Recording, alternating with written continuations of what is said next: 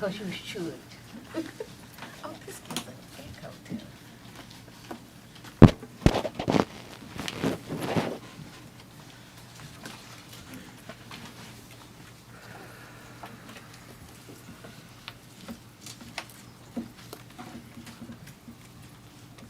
We are live. You have the floor. Thank you. Good evening. And I want to welcome you to the Pitt County Board of Commissioners meeting. This is our first meeting back in the auditorium in person. So again, welcome. And at this time, I will call the Pitt County Board of Commissioners meeting to order. Madam Clerk, will you call the roll? Yes, ma'am. Chairwoman Floyd Huggins. Here.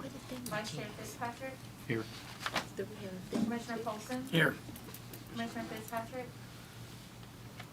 Still Vice here. Chairman Fitzpatrick. Here. Commissioner Albright. Here. Commissioner McLaughlin. Here. Commissioner Perkins Williams. Here. Commissioner Nunley. Here. Commissioner White. Here. Commissioner Ward. Present. Everyone is accounted for. Thank you. At this time, we will have invocation by Commissioner Tom Colson and the pledge by Commissioner Mary Perkins Williams. You got it switched. We switched it. You all switched? Oh, Pledged by Mary Perkins Williams and, or invocation by Mary Perkins Williams and pledged by Commissioner Wilson. okay. It's all right. Please stand.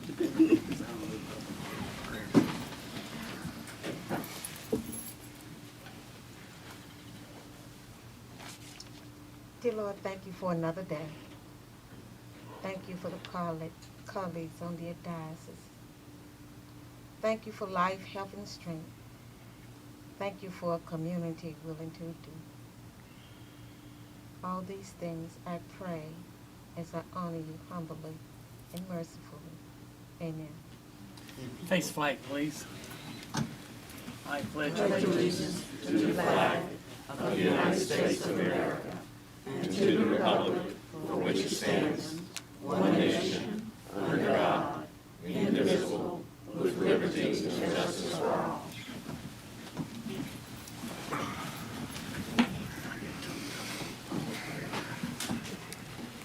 At this time, we'll have the approval of the agenda. Madam Chair, motion to Yes. approve approve the agenda, but ask that we remove item 4 under items for decision. Okay. So we're going to take it off the agenda for this evening. Okay. So there's a motion, we need a second. I'll make a second. It's been moved in second that we remove the fourth item from the agenda. Are you ready for the question? Madam Clerk, just raise your hand. So already. Everybody raise your hand.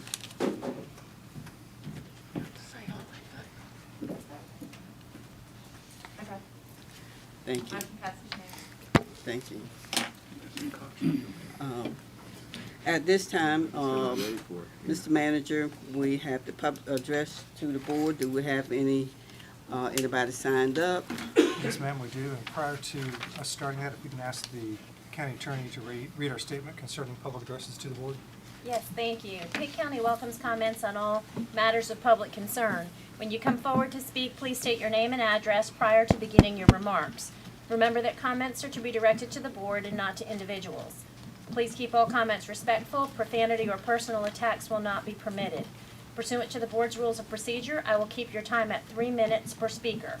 If you're speaking for a group that is present, please identify the group by having them stand, and I will extend your time to 5 minutes rather than having each individual member of the group speak. Please note that the commissioners will listen to your comments at this time and may have county staff follow up with you after the meeting.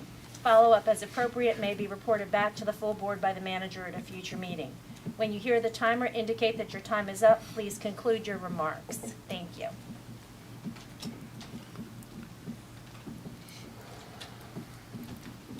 All right. Your first speaker tonight, we have Gregory Morrison.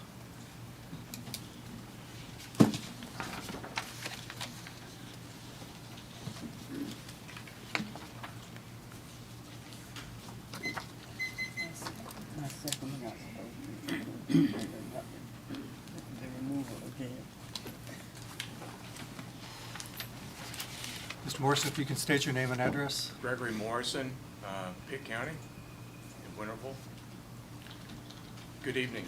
I am Gregory Morrison, a concerned resident of Pitt County, North Carolina, and I'm addressing the removal of the monument honoring our Confederate dead. Regardless of a citizen's view of the monument, there are official processes in place which must be followed. It appears this is not the case regarding this issue. A few perspectives. North Carolina General Statute 100-2.1, Protection of Monuments, Memorials, and Works of Art.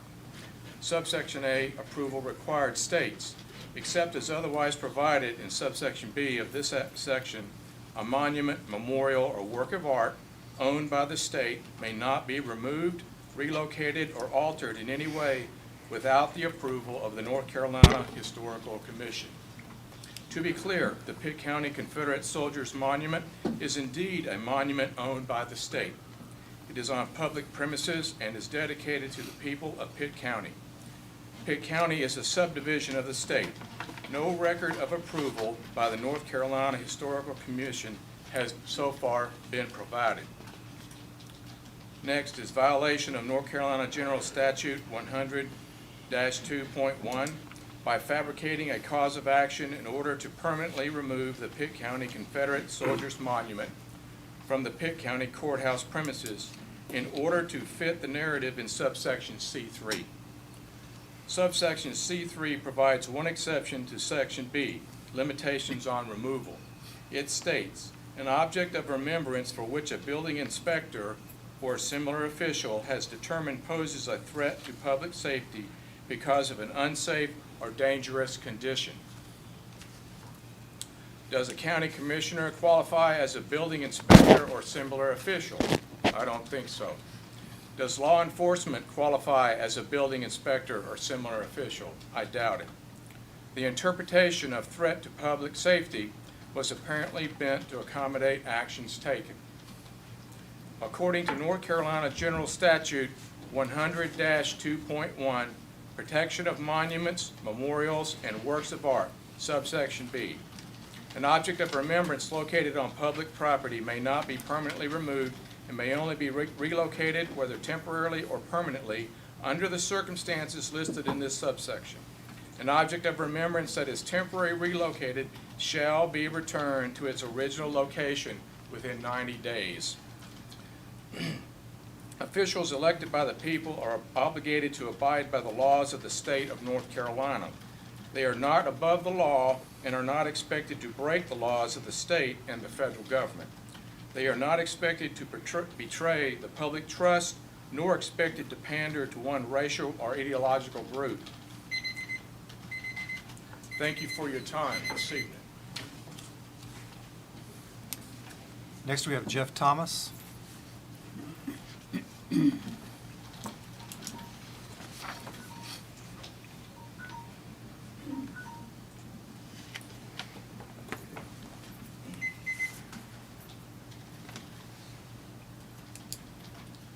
go ahead and speak? Yes, All please, right. go ahead. My name is Jeff Thomas. I live in Grifton, North Carolina. I'm here for the monument. I was asked when I walked in here if y'all were gonna be yelled at. I'm not one to yell at anybody. I'm here to respect y'all and I hope y'all respect me as well. I went to look for some information in Pitt County at the Chamber of Commerce in reference to the Civil War. They guided me to the Visitor Center. I went to y'all's Visitor Center in Pitt County. The young lady said that they have no information and it's old information, they threw it away. So I asked where the Civil War sites were in Pitt County. She could not tell me. So that was a concern. So I went to the library to check out some Civil War books.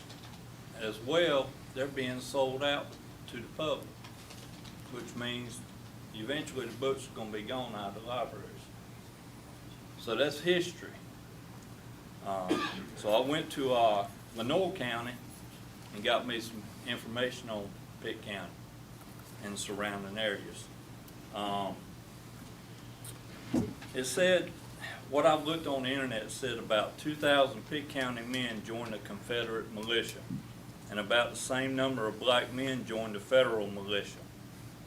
Well, that didn't sink in too well because, you know, it said black men were joined just to the federal.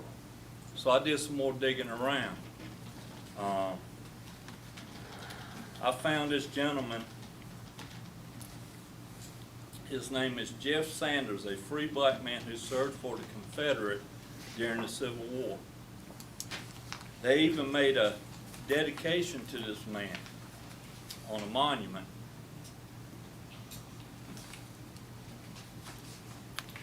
Also, I digged in my family history, found out that my third great granddaddy died in the Battle of Gettysburg. Well, people want proof of that. So I went and got proof of his certificate. Many of y'all might not think it's important, but you got family somewhere down the line in the past that might have died in the war or might have did something, you know, great. And it's something to brag about, you know. And I'm proud of my granddaddy because he served. You know, for whatever reason it might have been, he believed in something. It's like this cross I wear. I believe in this cross. You go to a church, you go on the side of the highway somewhere, you're going to see a cross. It's going to offend some people, and some people will accept it. And then they'll have to get over it. Or either you remove this cross and you remove the Bible, which is what I think y'all swore to when you put your hand upon the Bible. How would you feel if that Bible was removed from your life and from your children? You know? So history means a lot to me, and I hope y'all will consider it. Somewhere down the line, we got to meet halfway on things. You know, it can't be one-sided. It's got, you know, we got to come together. Or the battle. You know, you're always going to have a battle. I'm going to show up every time you got a meeting for this monument till somebody comes up with an answer and we get it resolved. And I'm going to tell other people and I'm going to bring other people with me. Mr. Thomas, you need to wrap it up. Okay? Your time's up. I'm finished. Okay. Y'all have a blessed day. Okay, next we have Jerry McRoy.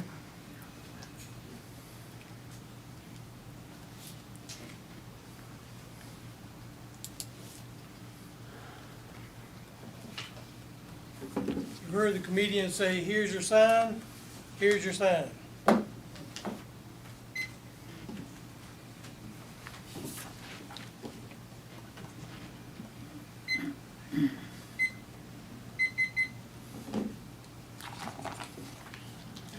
Go ahead.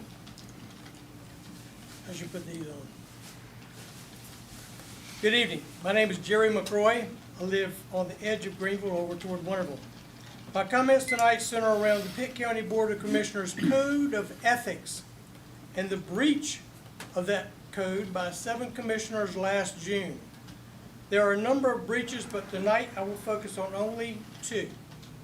Let me remind you, commissioners, that when you are elected into a public office, you allow yourselves to be placed under a microscope, and your actions impact a large group of constituents within your district.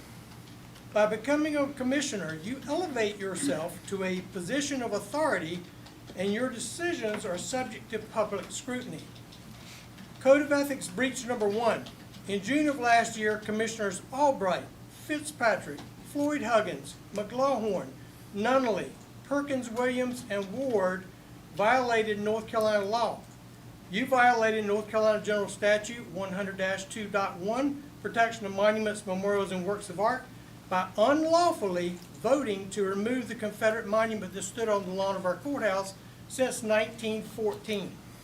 Canon 1 of your Code of Ethics, a county commissioner shall obey the law. County commissioners shall support the Constitution of the United States, the Constitution of North Carolina, and the laws enacted by the Congress of the United States and the North Carolina General Assembly. Code of Ethics breach number 2. The county manager and 4 commissioners violated the North Carolina open meetings laws, North Carolina General Statute 143-318.10, all official open meetings of public bodies open to the public. As an appointed citizen member of the Monument Relocation Committee, I took my own personal notes during our meetings. As I learned just recently, official minutes of those meetings were not recorded. I assure you the Monument Relocation Committee was covered under the North Carolina Open Meetings statutes due to our appointment as a committee and our function as an advisory group. Canon 5 of your Code of Ethics states, a county commissioner shall conduct the affairs of the Board of County Commissioners in an open and public manner. County commissioners must be aware of the letter and intent of the state's open meetings laws, and they must conduct the affairs of the Board of Commissioners consistent with the letter and spirit of that law and consistent with the need to inspire and maintain public confidence in the integrity and fairness of county government and the office of county commissioner. The 8 of you have clearly violated your own code of ethics, and you have betrayed the trust the people placed in you. This evening, I again call for the 8 of you to resign your office. And just a quote from my mama always used to say, be sure your sins will find you out. Perhaps your mother said something similar. Thank you. Next, we have Marcus Carrichin.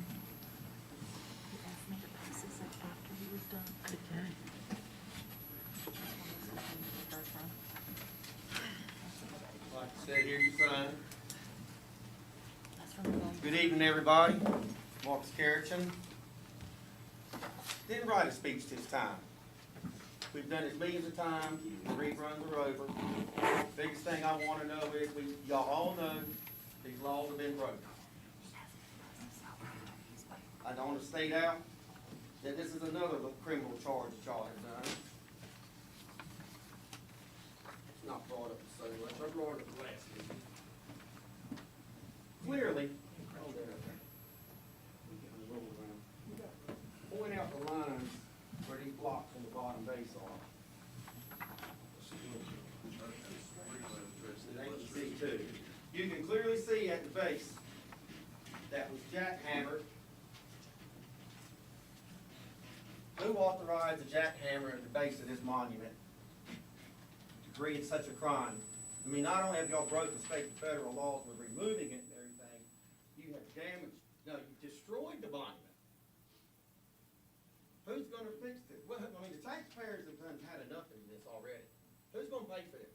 You can clearly see, here's a picture of the Kinston Monument that they moved. See all the blocks, see all the lines? They were able to put it right back together just as nice and pretty as where it came from. There's no excuse why this couldn't have been done with this monument too.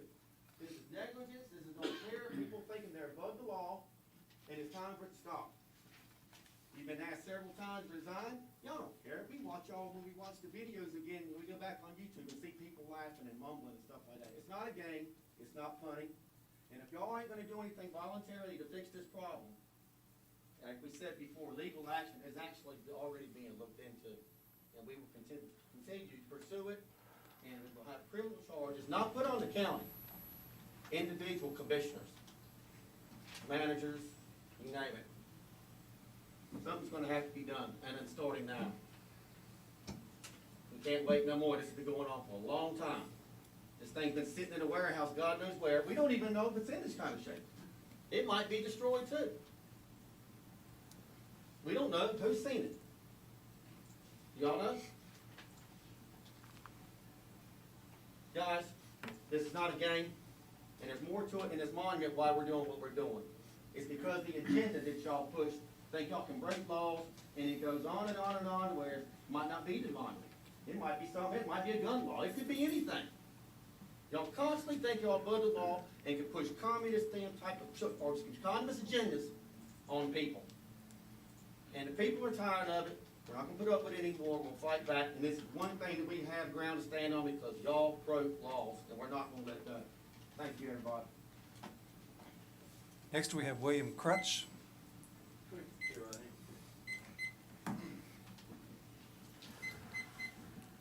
This time, Star. Thank you, Madam Chair, and thank you, Commissioners. It's a pleasure to speak before you and actually see you with my own two eyes. And it's kind of ironic that we are at 1717 West Fifth Street, Greenville, North Carolina. 17 is an interesting number. 17th letter of the alphabet. God has a funny sense of humor here. Well, I'm not going to stand up here and, retread ancient history about the amount of state and federal laws that have been broken by this commission and many within the community, some of whom may not be here right now. Just say. But one law that I do want to bring up and bring to your attention is the executive order that was signed by current President Donald J. Trump. You know, Uncle D, because the picture frames are empty. That President Trump's picture is the last picture on the wall, and the current picture frame is empty. This is not a conspiracy theory, folks. To those that are listening, this is not a conspiracy theory. I'm not some dumb redneck standing up here that you laugh at and go, why is he standing here? Folks, what you continually do, Democrat, or Republican, it's two wings of the same bird. There is no racial division. White, black, gay, straight, Jew, Muslim. I've said it before, I'll say it again. What you are doing, and maybe doing subconsciously, is wrong. Not only are there state and federal laws that have been broken here, there are moral laws that have been broken. Many of you proclaim to be Christians and followers of the faith, but you know that the good Lord gives us free will. You have the choice to do the wrong thing or the choice to do the right thing. The law, the natural law, the quantum law that John Q. Public has to follow, that's the same law that you follow. You may be a commissioner, you may be a person of high regard, or within the community, you may have some old Southern money or some other old money backing you. We don't know. None of this has been made public. But the fact of it is, what you are doing is wrong. And the community knows it. What you are doing is spiritually, morally, and politically wrong. You cannot dishonor the dead. Folks, think about it. You have removed a headstone, a monument that is honoring our Confederate dead. You are messing with spirits that you have no knowledge of what you're doing. Maybe some of you do. With that being said, I would strongly urge this commission to really dig deep and look inside of yourselves. This is not political. This has nothing to do with Democrat versus Republican. This has everything to do with good versus evil. And I would not want to be on the wrong side of the big man upstairs, because I've read the book and I know how it ends, and it don't end well, let's say for them. Who are they? And I close with that. Thank you all. Next, Michael Karachin.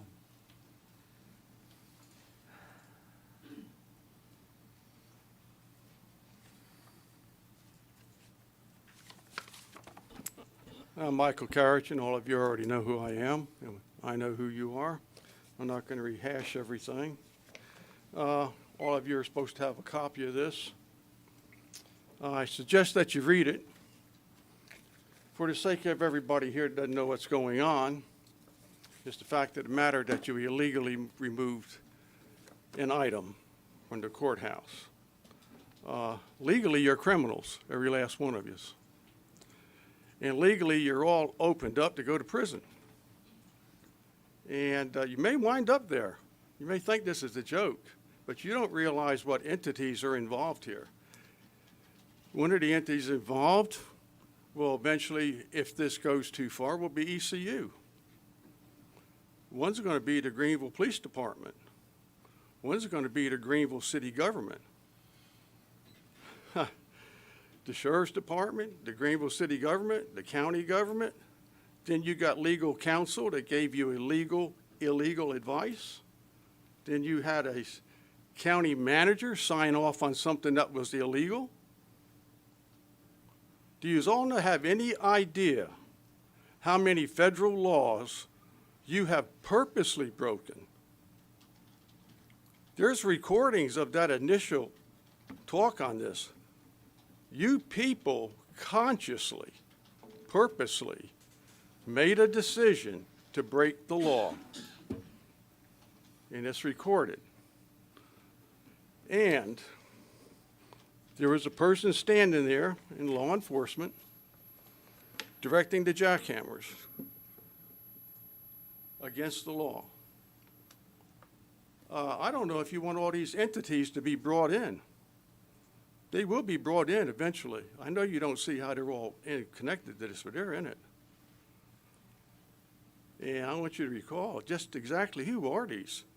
These are important groups in this county. And do you really want the state investigating this?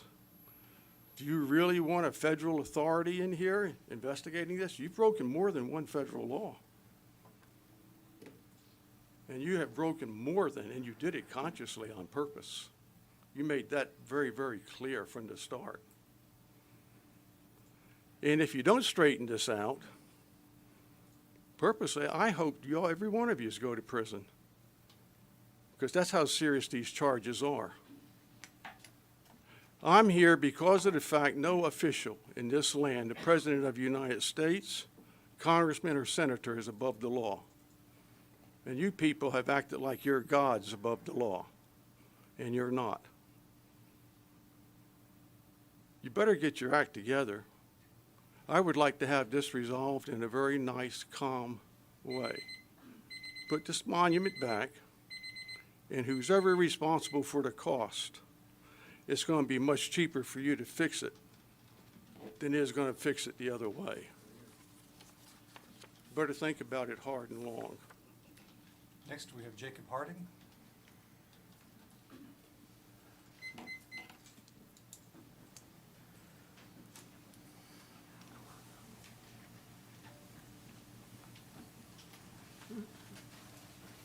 Hello, Commissioners. My name is Jacob Harding, Greenville, North Carolina. I'm Board President for the Pitt County Coalition on Substance Use. I'm here today with our Vice President of the Board, Dr. David Ames. Dr. David Ames served as the Director of the Mental Health, the County Mental Health Department for 20 years.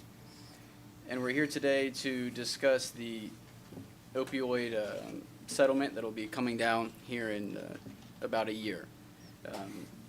Attorney General Josh Stein was able to establish roughly $750 million for the state of North Carolina to be dedicated to prevention and overdose-related awareness.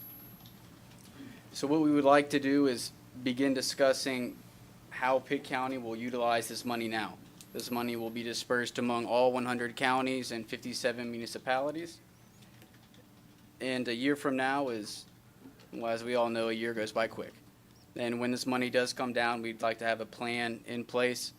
Prevention has been woefully underfunded for a very, very long time. I know many members of this, many of you commissioners are former educators, and our youth are very important.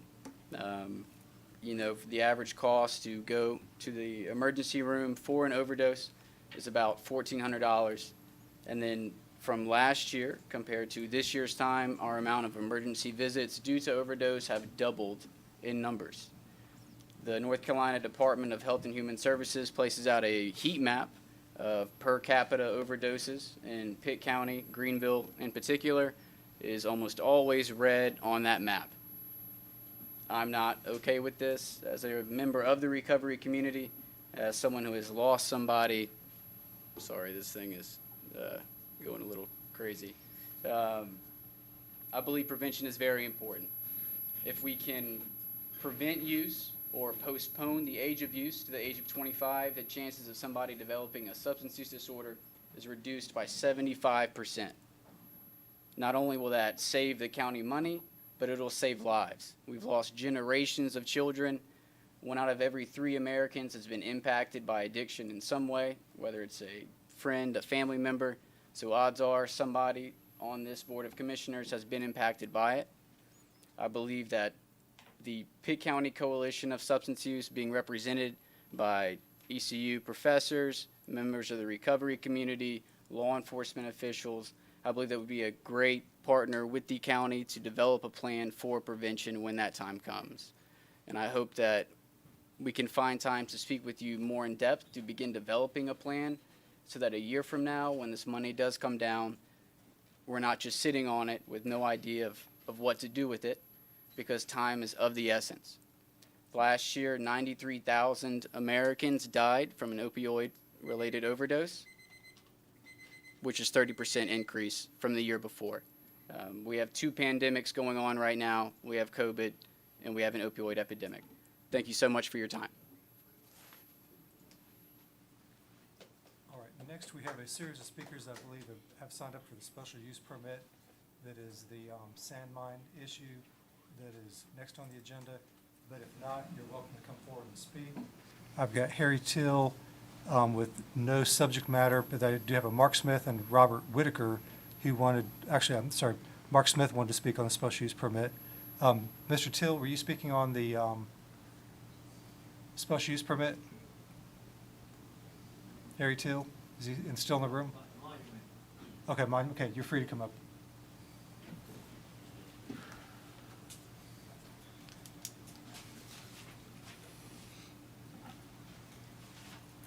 Good afternoon. Good evening. Appreciate the opportunity to speak. My heart is heavy due to these gentlemen concerned about the monument.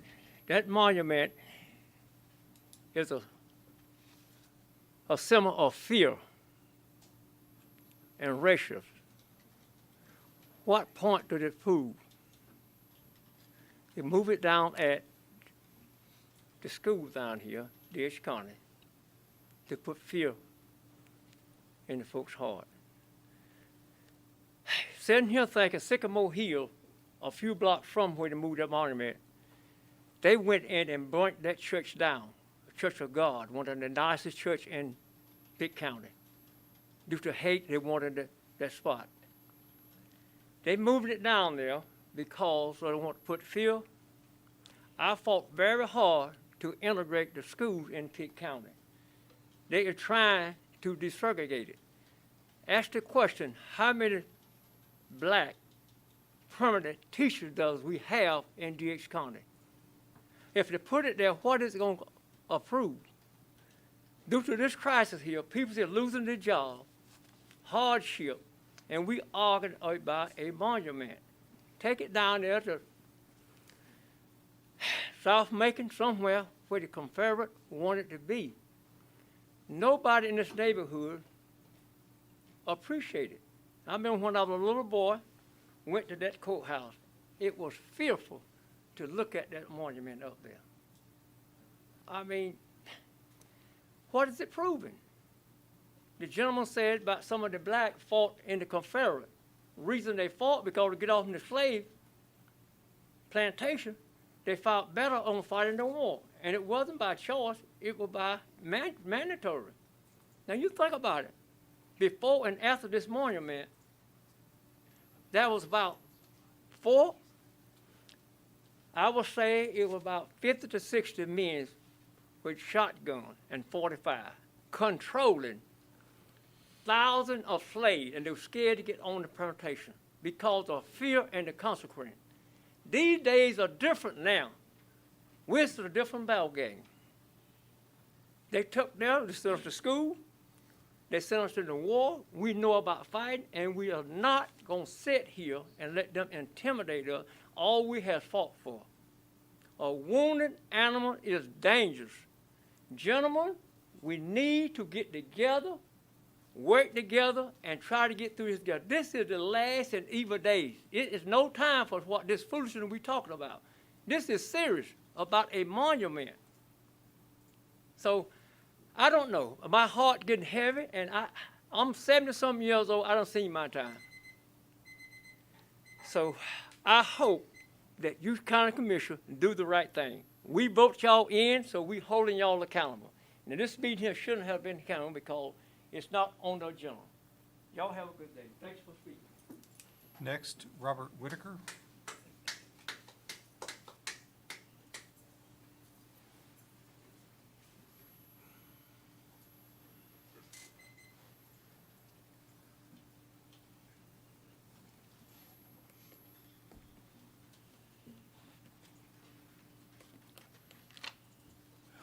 First, I'd like to say good evening to the county commissioners, the county attorney, county manager, and the clerk of the board. I'm here with some other members of the Chicard community. My name is Robert Whitaker. I reside in the Chicard area.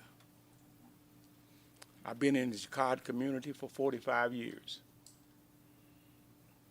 I'm here this afternoon with several other concerned citizens from the Chicard area and some Pitt County citizens throughout Pitt County who have been meeting with us on this Confederate state statute matter. First of all, I'd like to thank you in advance for allowing me this time to hear our concerns. Second, I want you to know we are not coming to you on the 11th hour concerning this matter. Earlier, we simply wasn't aware of the efforts of some to bring the Confederate statute to the Chicard area.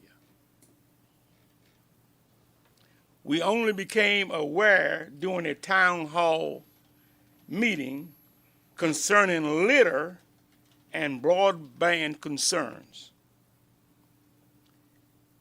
If the county staff had not given an update on the statute possibly being moved to Chicard, it would probably never been, it was probably still be left in the dark. We had not heard a peep about it being placed at the Pig Palace location. Not one person from the statute committee, our commissioner, our stakeholder, told us anything about the intentions.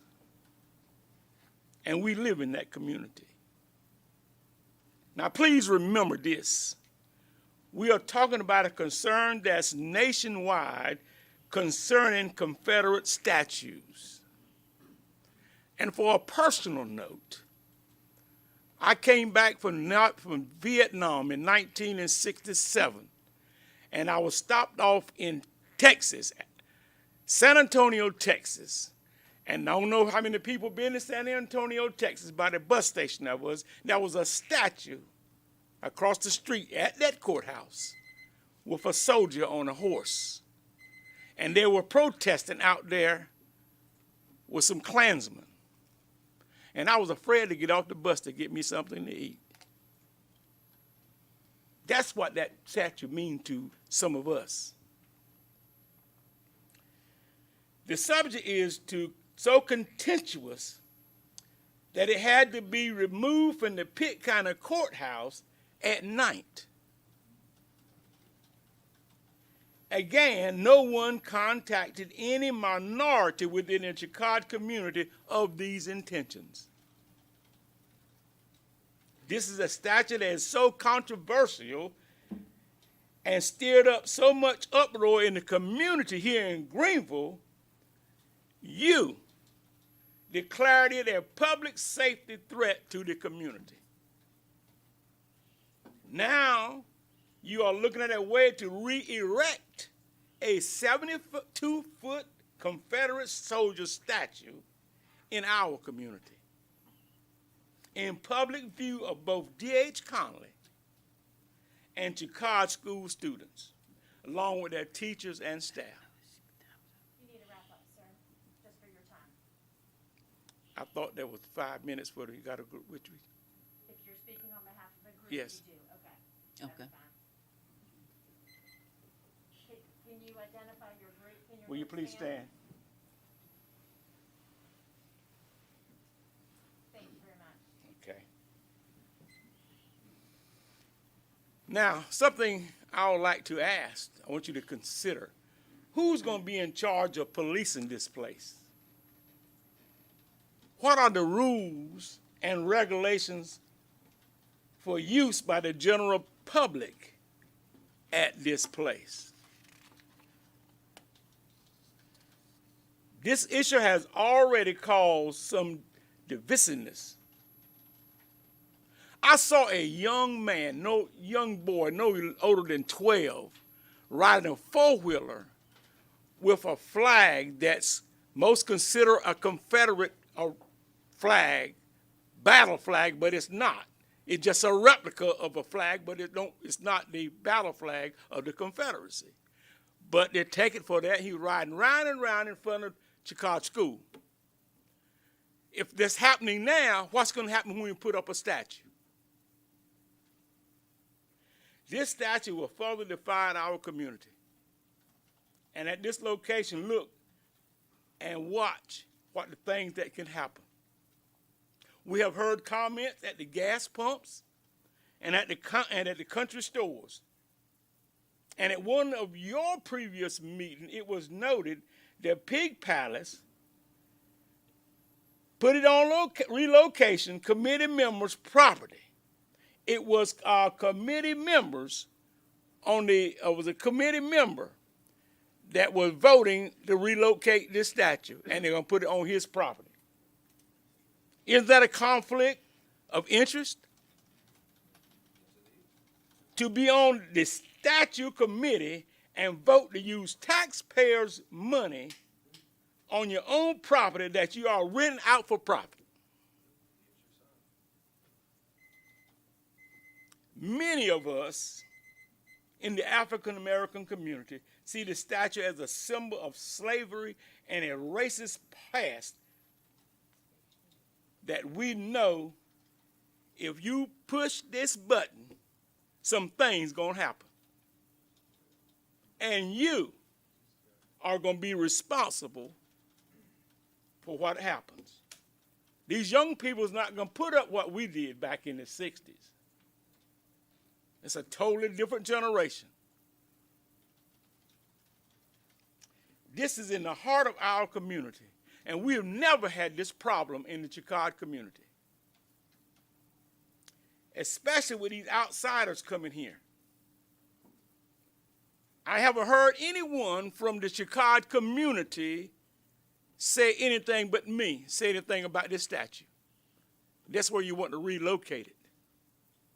Shouldn't our community be involved? Shouldn't they be notified? I say again, it will cause a public safety threat to our community.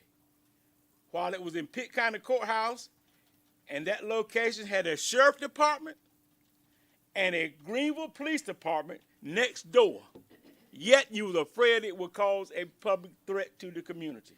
In the interest of fairness of time for others, if you just wrap up your comments, that would be great. God knows what's going to happen when it's put on private property at the Pig Palace, and a local gathering of people come and they do what they want to do, and there's nobody to govern them.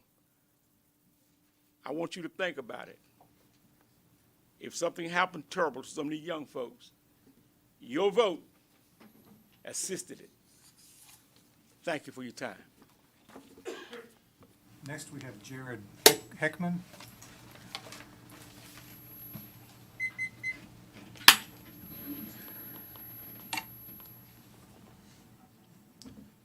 Good evening. My name is Jared Heckman. I stay off of Nash Joyner and Bell Arthur Road in Farmville, specifically Pollard Road.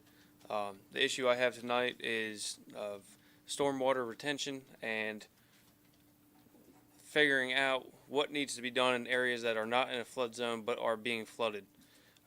My house is not in a flood zone. However, since the beginning of June, I've had over 7 inches of water in my garage with only 2 inches of spare till it gets into the house. The problem that I am having is Pollard Road is completely washed out. You cannot walk through it right now. You can look down and see the pipe. The state has plans of coming and replacing that pipe. But the problem that's happening is every single source of water coming from Highway 13 to Belle Arthur Road leads to one place, and that is the swamp that goes all around Pollard Road towards Ballard's Crossroads. And that area there's no way it could hold that water. And what I need to figure out is what can be done for citizens. Not only is my house in jeopardy being flooded, not in a flood zone, but my neighbors, their driveways are completely washed out from underneath. All that water goes to this swamp, and there's nothing that can be done. It's not in town limits. The state has no jurisdiction in there. It's out of the 10-foot easement area. It's on property owners.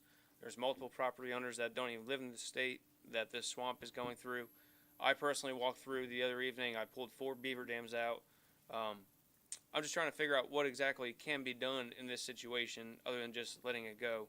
Like I said, there's an enormous amount of water for nowhere for it to go. I know we've had a record wet June in eastern North Carolina, but there's nowhere for this water to go. And I don't know what can be done to resolve that problem when I was told that it's on property owners that don't live here. The state can't do anything. Town can't do anything. I want to see what the county can do. If somebody from the county can come out and address this. I mean, I walked in there, there's no way it's natural little streams. There's parts in my yard that have completely flooded. The stream is this wide and that deep. I had gone in there with a shovel making it deeper. These areas cannot hold, and the amount of developing that's going to be happening in the future. There's 100 acres of land right around my house that is pending development. It's already sold. It's just going to get worse and worse and worse, and without any stormwater retention, these problems are going to become more widespread than me getting a little bit of water in my house. Every outlet that's around here, everything is so backed up, and there's just building going on left and right. I don't know what can happen for myself. I mean, I bought this house, fell in love with this house, come to find out, not in a flood zone, but my house is getting flooded. And I have no answers from anyone at the town, the state. A pipe will help it, but it's not going to prevent the fact that the swamp is getting so backed up that the water has nowhere to go. I'm just trying to see if I can find some answers for myself and other neighbors. Thank you. Madam Chairwoman, if we can ask our planning director to get up with Mr. Heckman just to see what we can do to follow up.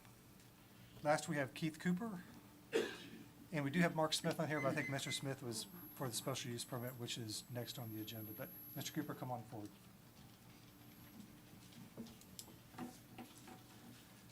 Thank you, Mr. Elliott. Let me say good evening to all of you. Very quickly, I was asked to speak, and I represent the Benevolence Corps 501c3, and I have supporters, members in the back there. Let me just say very quickly, in terms of comfort, words of comfort, this notion about prosecuting county commissioners for making political decisions is nonsense. First of all, the law doesn't allow that to happen. But anyway, let me move on with this. After the Civil War, when many, I may need to switch eyeglasses here. When many brothers fought against each other, Jim Crow laws were enacted in the late 1890s and early 1900s to stifle the progress blacks had made during Reconstruction from 1865 to 1877. Most Confederate monuments were erected around that time, generally in the South during the Jim Crow era. The memorials symbolize white supremacy, slavery, and the oppression and dehumanization of blacks in America. On June 2020, Governor Roy Cooper stated if the state legislature had repealed their 2015 law that puts up legal roadblocks to removal, we could have avoided the dangerous incidents. Such remarks were made when the governor announced he was relocating Confederate monuments in Raleigh days after 9 black people were slaughtered by Dylan Roof, a white supremacist at a black church in Charleston, South Carolina.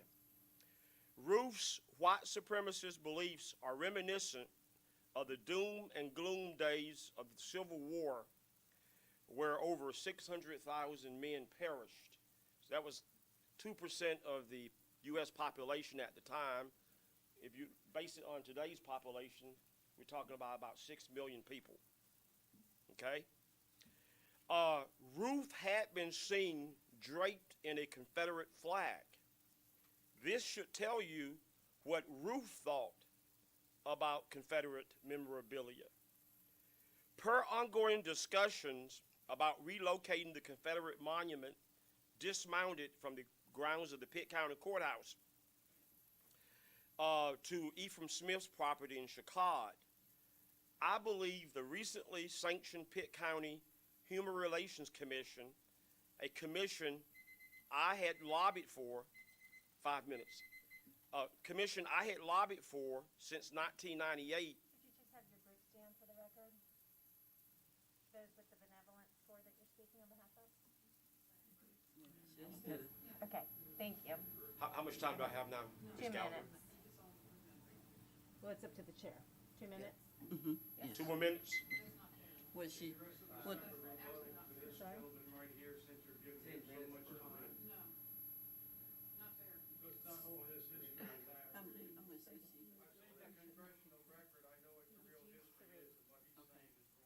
He's used 3? He's used 3. If he's speaking for a group, he gets 5.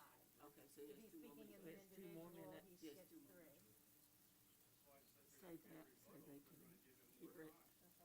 Yes. I think they're concerned that it's... Can you wrap it up? Yes, that group out there. Do I have the 5 minutes or not? The groups are gonna speak. I represent the, okay. 2 minutes. 2 more minutes? 2 minutes. 2 minutes. Yes, ma'am.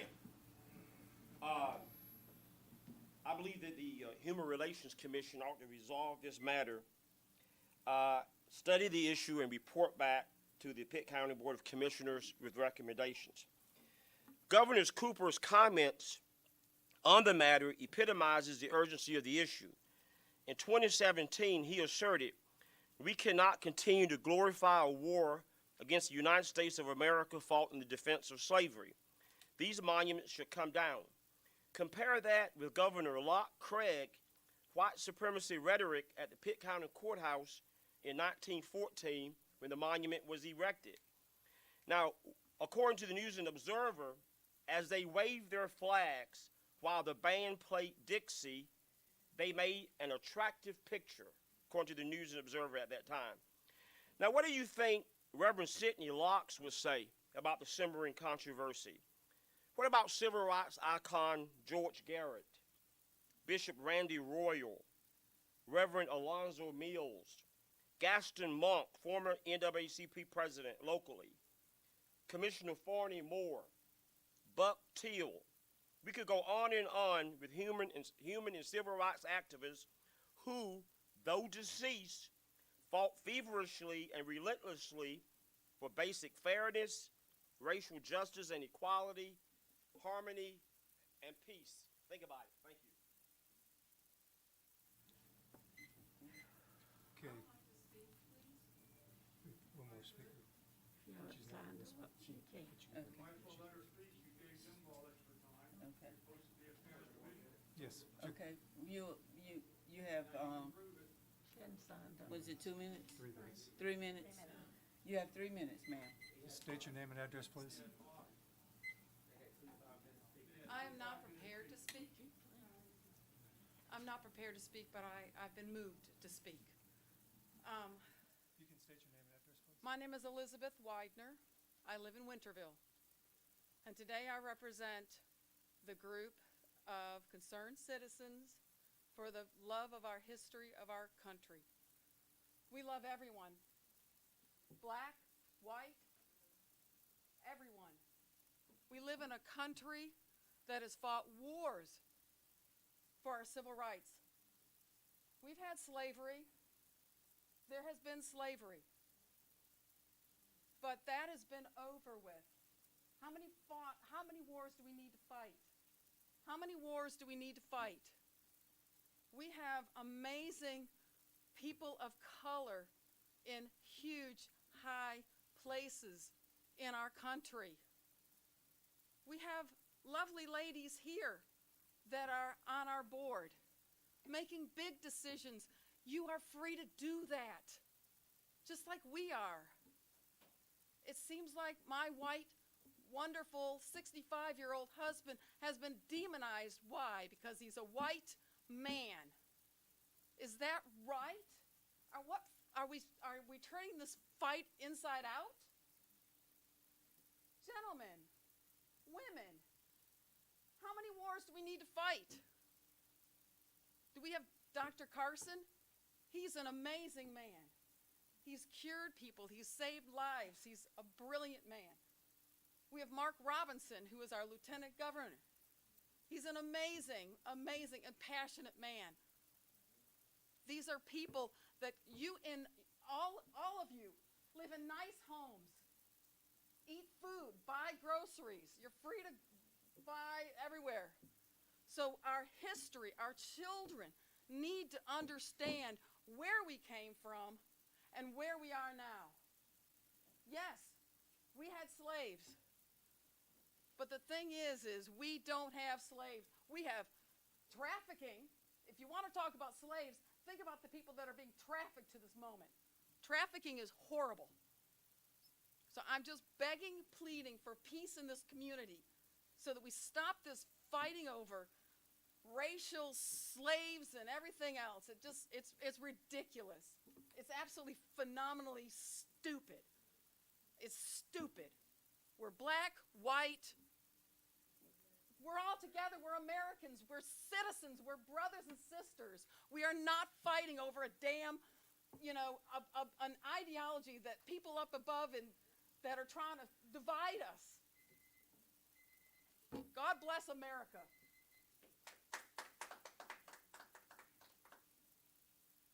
That's all the public speakers we have, unless there's anybody in the audience who can come forward. At this time, we'll close the public address period. Thank you all for coming.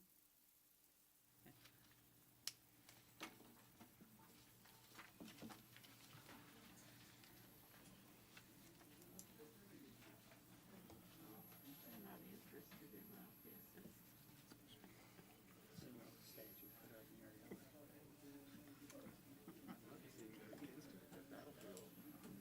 For us to have a history museum.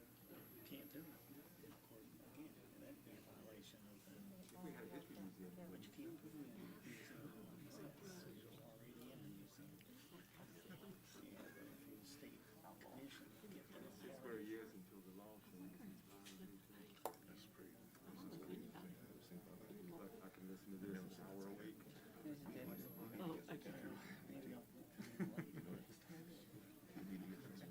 We're going to now move to our next item on the agenda.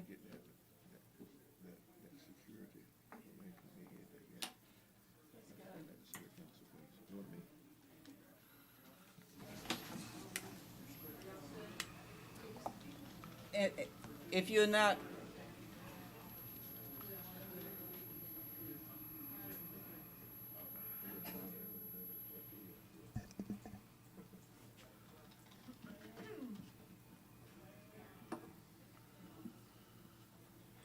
Thank you.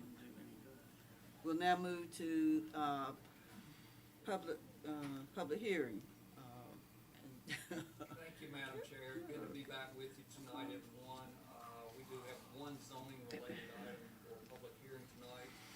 It is something new for you, and I'll go through a few reminders before we get started.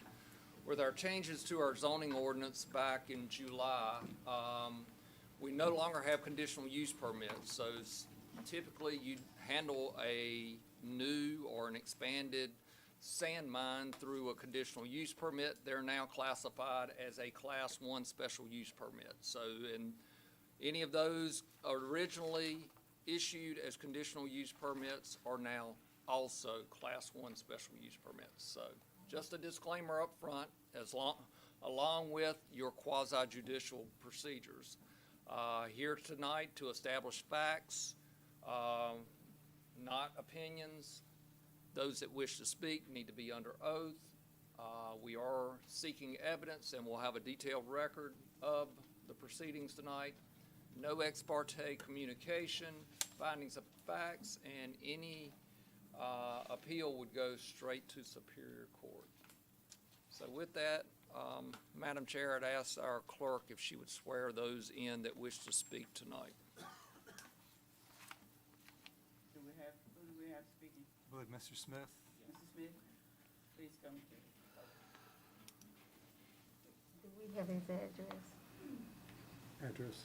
Do we have the address of address? He'll be asked to provide it when he speaks.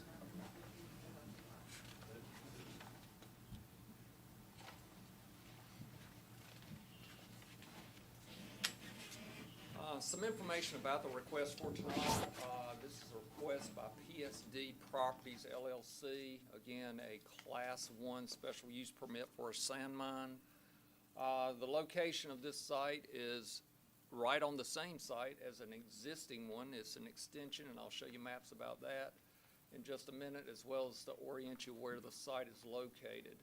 A little history on this. This is actually the second expansion. The first conditional use permit was actually issued back in 2008. It was expanded back in 2019, and the request before you tonight is to add an additional close to 16 acres to the total excavation area, which will almost double in size.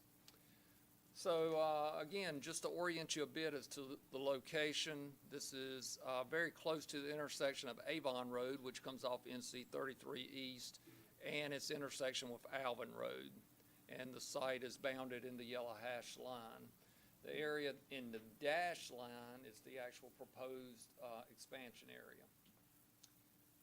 You can also see on the aerial photograph some of the area that's been excavated thus far up front, and again, the area in the rear is where the expansion is requested. This is just to give you an idea of the types of land uses in close proximity to the request. One residential property just off to the east, and then some scattered sites along Avon and Alvin Road. But primarily, if you go just north of here, this is the floodplain and floodway that's associated with the Tar River, which is just off the screen to the north. And remember, we do have standards set in our zoning ordinance for mining operations, a minimum of 100-foot separation or setback from the edge of the pit to any of the adjacent properties. Also, hours of operation only apply when there's blasting involved. This is a sand mine, so typically no blasting there. Screening is required, and also, of course, these are just the local requirements that you're dealing with. A state issued mining permit is also required. We'll go through a few graphics just to give you a better idea of what is to come with this request if it is approved. Number one, there is floodway associated, so we do have an additional comment to go along with that. This is your mining area again. Here's your blow-up area, existing mining area in gray. The existing haul road, which is usually a concern, especially for adjacent property owners, and the proposed expansion to the north. And just another blow-up. With this expansion, the owners are actually excavating the area that was previously part of the screening area, and they will move northward from there into the about 16 acres of excavated area to be included. There is a berm that will be required along the perimeter of that area as well. So, as with any of these special use permits now, there are certain criteria that the board must consider in approval or denial of the request. So in any of these, the board must deny the permit if it concludes that the development as proposed at the hearing and in its proposed location, more probably than not, number one, if it would materially endanger the public health or safety. Again, this is an expansion to an existing mine. We believe that it will not materially endanger public health or safety. Secondly, will it substantially injure the value of adjoining property? We believe that it will not. Again, we do have standards set forth in our zoning ordinance to protect adjacent properties. Is it in harmony with the area?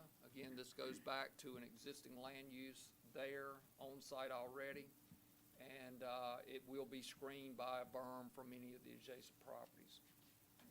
Is it in conformity with the land use plan and other plans adopted by this board? We believe that it is. So with that, Madam Chair, we have two motions that are in your package and for consideration tonight. Number one, to acknowledge that the conditional use permit is complete and complies with the zoning ordinance. Number two would be to approve the Class 1 special use permit, subject to the additional requirements. A 50-foot riparian buffer along a particular feature, complete a no-rise certification that's required within any floodway area, and obtain the operating permit from the state of North Carolina. So with that, we're ready to open the evidentiary hearing. Call the first speaker. Yes, if you'll go ahead and open the evidentiary hearing, we Yes. can call the first speaker. Well, we will open the Evidentiary hearing. evidentiary hearing. So we have one person signed up, Mr. Mark Smith, if you'll come forward. And for public hearings, I'll keep your time at 5 minutes per speaker. The same will apply. Mark Smith, Ramsey Road, Winterville. I represent the PSD mine properties. What we're trying to achieve is just expand the permit we already have, and we've applied at the state for the expansion. And one of the reasons why we want to do it, we supply a lot of the residential contractors the sand and fill that goes in new construction. So we're getting kind of low, and we need to expand a little bit to keep, you know, the development going in Pitt County.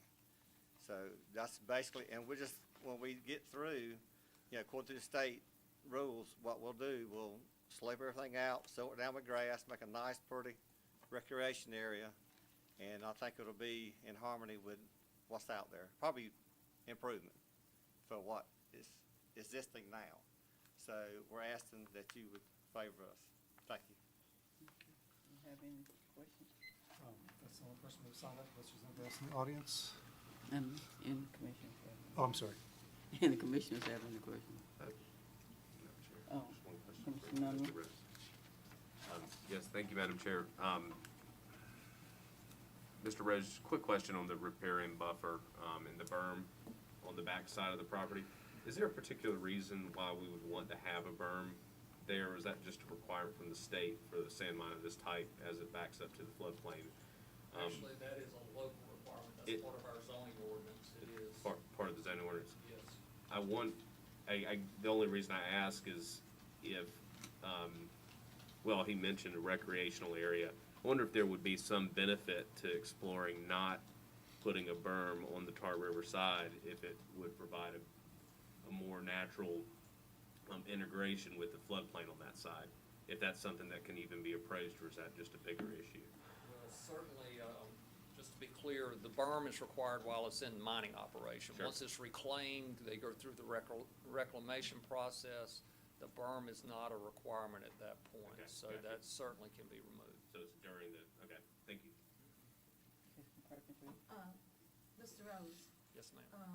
I think I heard Mr. Smith say something about when it's over, he's gonna make it look attractive to the eye and that sort of thing. Is that your understanding as well? It is actually part of the state mining permit. They have to do a full reclamation plan, have to make sure that there's not a steep slope that goes into the water area. It's got to be at a certain level so the sides won't slough off. So yes, there is a particular way that he's got to leave the property after the mining operation is closed. Thank you very much, because you know that's one that I like. Commissioner McGraw? Yes, Madam Chair. At this time, I'd like to make a motion to approve both of the motions along with additional condition. Second. Okay, it's been moved and second. We approve both of the staff recommendations. Are you ready for the question? And Madam Chair, if you'll just close your evidentiary Oh, hearing, and then I'm we'll sorry. proceed to the vote. Okay. I will now officially close the evidentiary hearing, and then we will vote.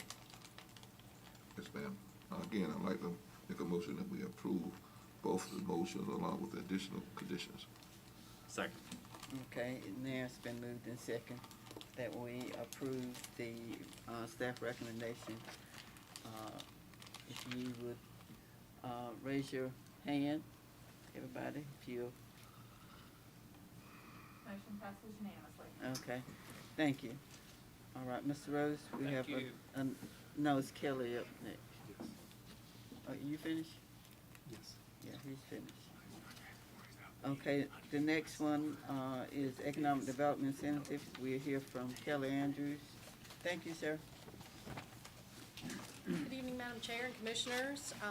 This public hearing is concerning Project Reproductive, and in reference to an economic development incentive in the amount of $1,750, which is the required 5% match for the NC Commerce Building Reuse Grant for $35,000.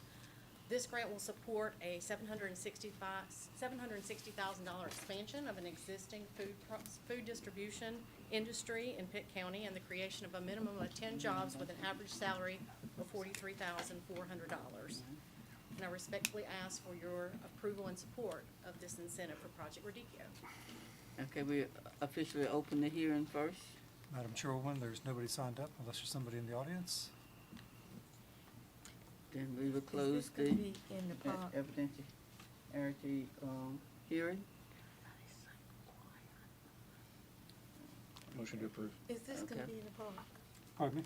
In the industrial park? Is this where this gonna be? She's asking, is this in the industrial park, and can you What, Can you It's answer an that? existing industry in Greenville. in Greenville? In Greenville, yes. Okay. Second. Because I didn't read it, but. Okay. That's Thank all I you. wanted. Do we already have a motion? and a Yes. second? Okay. It's been moved in second. All in favor, raise your hand. Motion passes unanimously. Thank you. Okay. Oh, gosh.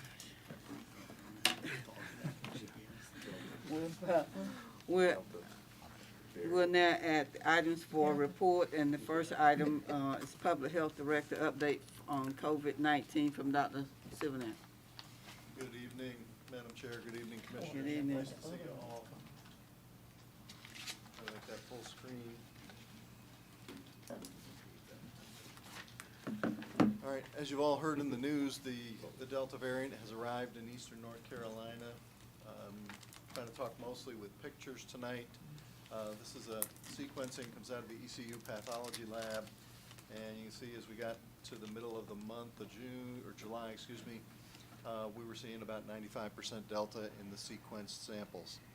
And so what sequencing means is that long RNA molecule, the gene molecule of the virus, they literally run the bases in that and track the sequence and look at what are called loci in that locations in that for changes, and those changes define the variants. So we are seeing at this point predominantly delta in our sequencing. We're fortunate that goes on in our pathology lab here at the Brody School of Medicine. This is the Pitt County Epidemic Curve. It's a stacked bar graph. You've seen this before.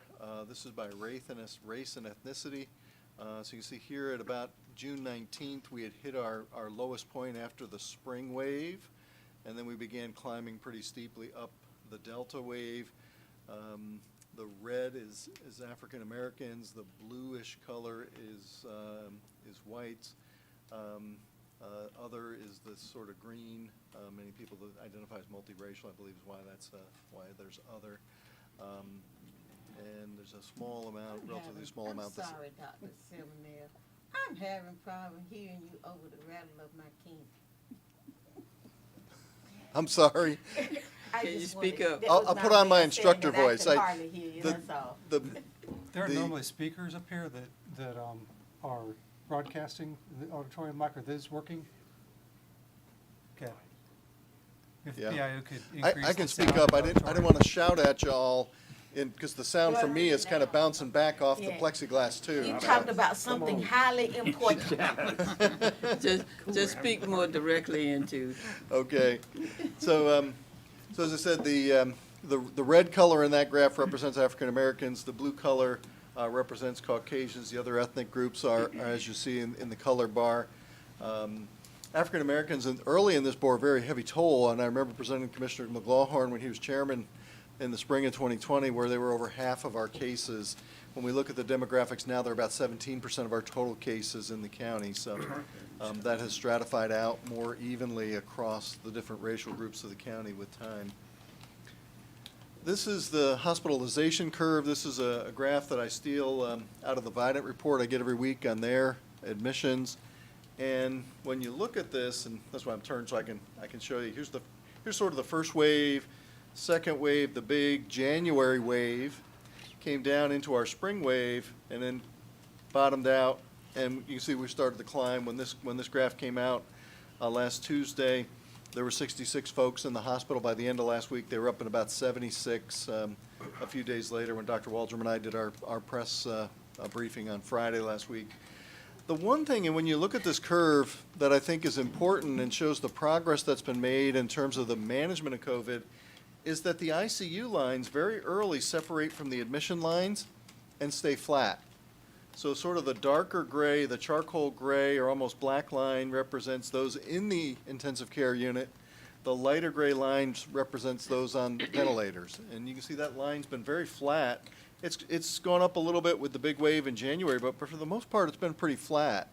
And so that at least shows us that we are making some progress in the treatment of COVID in terms of keeping people out of the ICU, being able to use some of the modalities that we have to treat them and prevent the severe disease in folks that get hospitalized. This is our epidemic curve by age. And you can see the red are the 25 to 49-year-olds, sort of the young working adults. We've seen some growth in the yellow bar, which are the 0 to 17. Again, most of those kids are still unvaccinated. About 40% of our kids in the 12 to 17-year-old age group across the state are getting vaccinated, but we're still lagging a little bit there. And then the next group is that 18 to 24, the college age group, and I do expect we'll see some expansion of that when ECU reopens in a week or two here. This is our testing curve for the epidemic. As you can see, at the height of the epidemic, we were doing about almost 10,000 tests a week. That came down as the disease receded after January and kind of bottomed out. And again, those testing has gone up.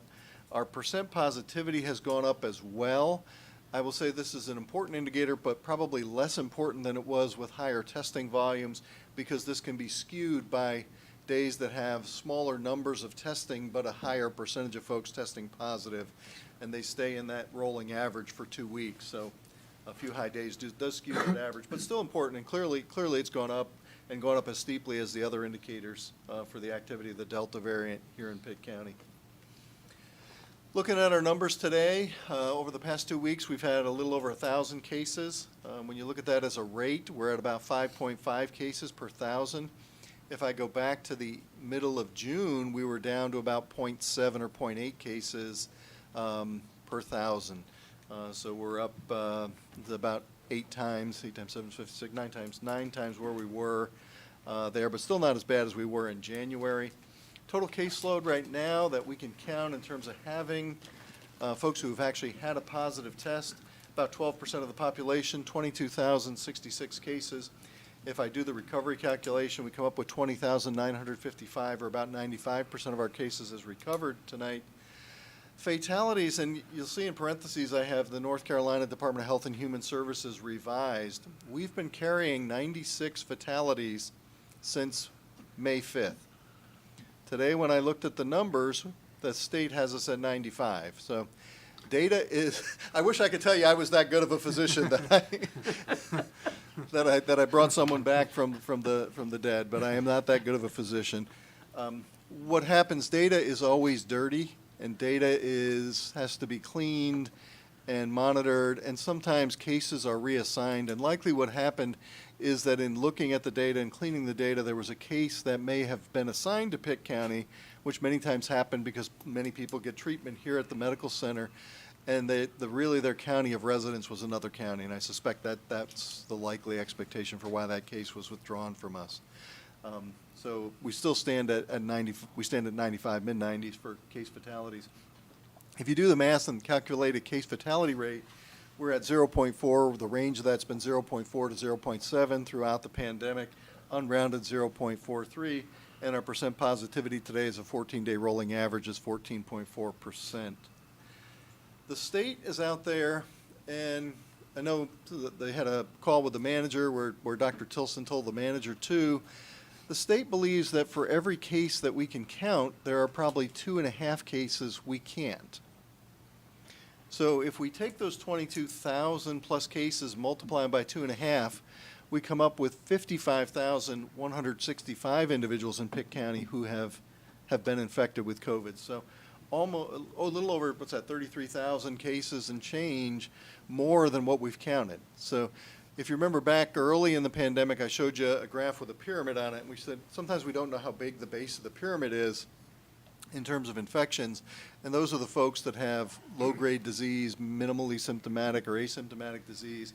But it appears that we've had a significantly larger burden of disease than what we have had. From that, if you recalculate our case fatality rate, the case fatality rate might be closer to 0.2, 0.17 unrounded. For comparison, influenza is generally reported as 0.1 across all age groups.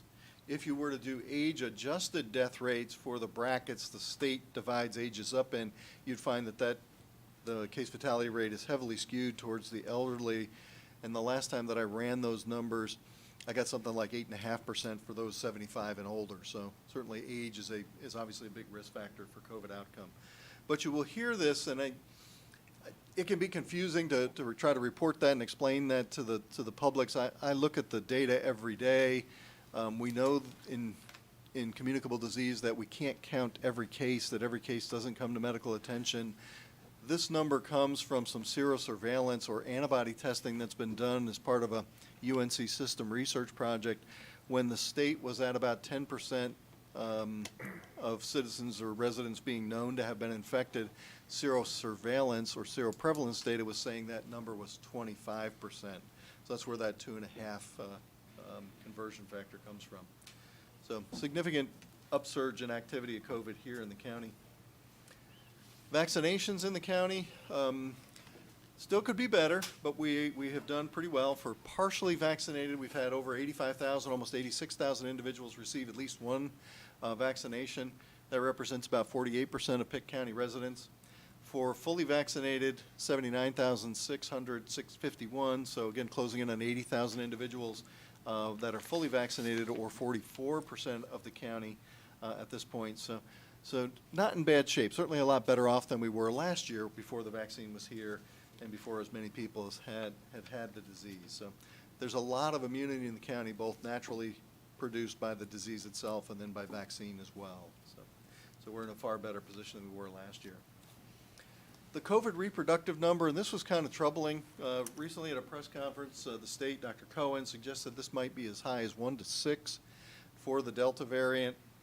We had thought earlier that the reproductive number for the original COVID strain might be anywhere from 1 to 3 to perhaps as high as 4. Most people think it's more like 1 to 1 in that. Certainly there's something we're missing in the transmission of COVID, but we don't know what it is yet.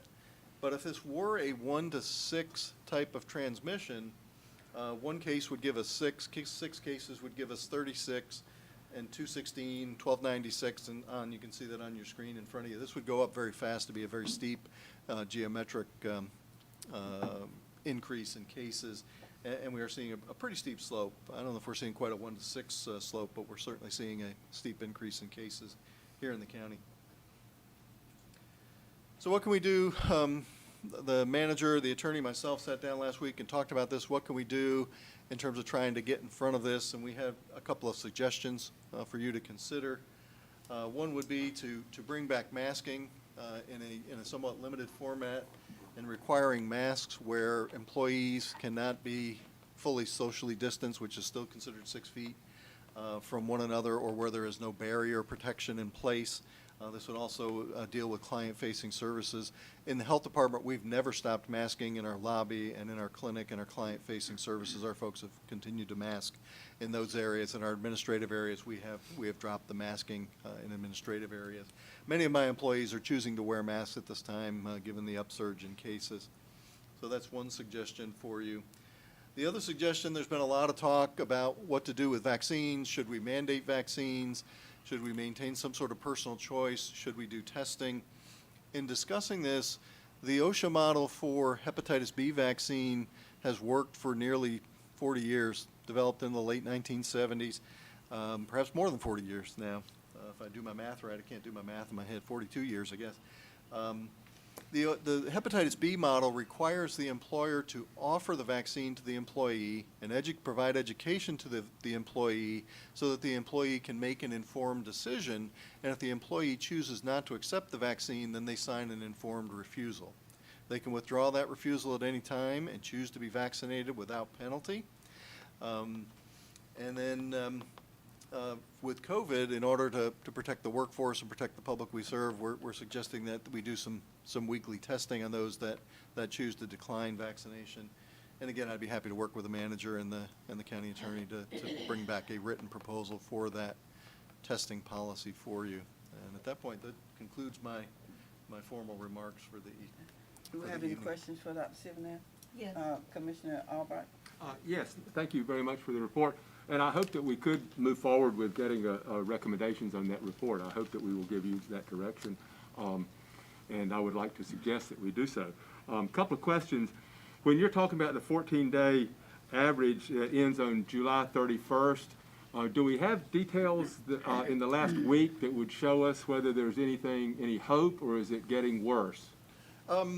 It's hard to tell, Commissioner, on a day-to-day basis. It looks like right now the busier days, when you look at this by reported, like this wave is probably going to be about twice the height of the spring wave.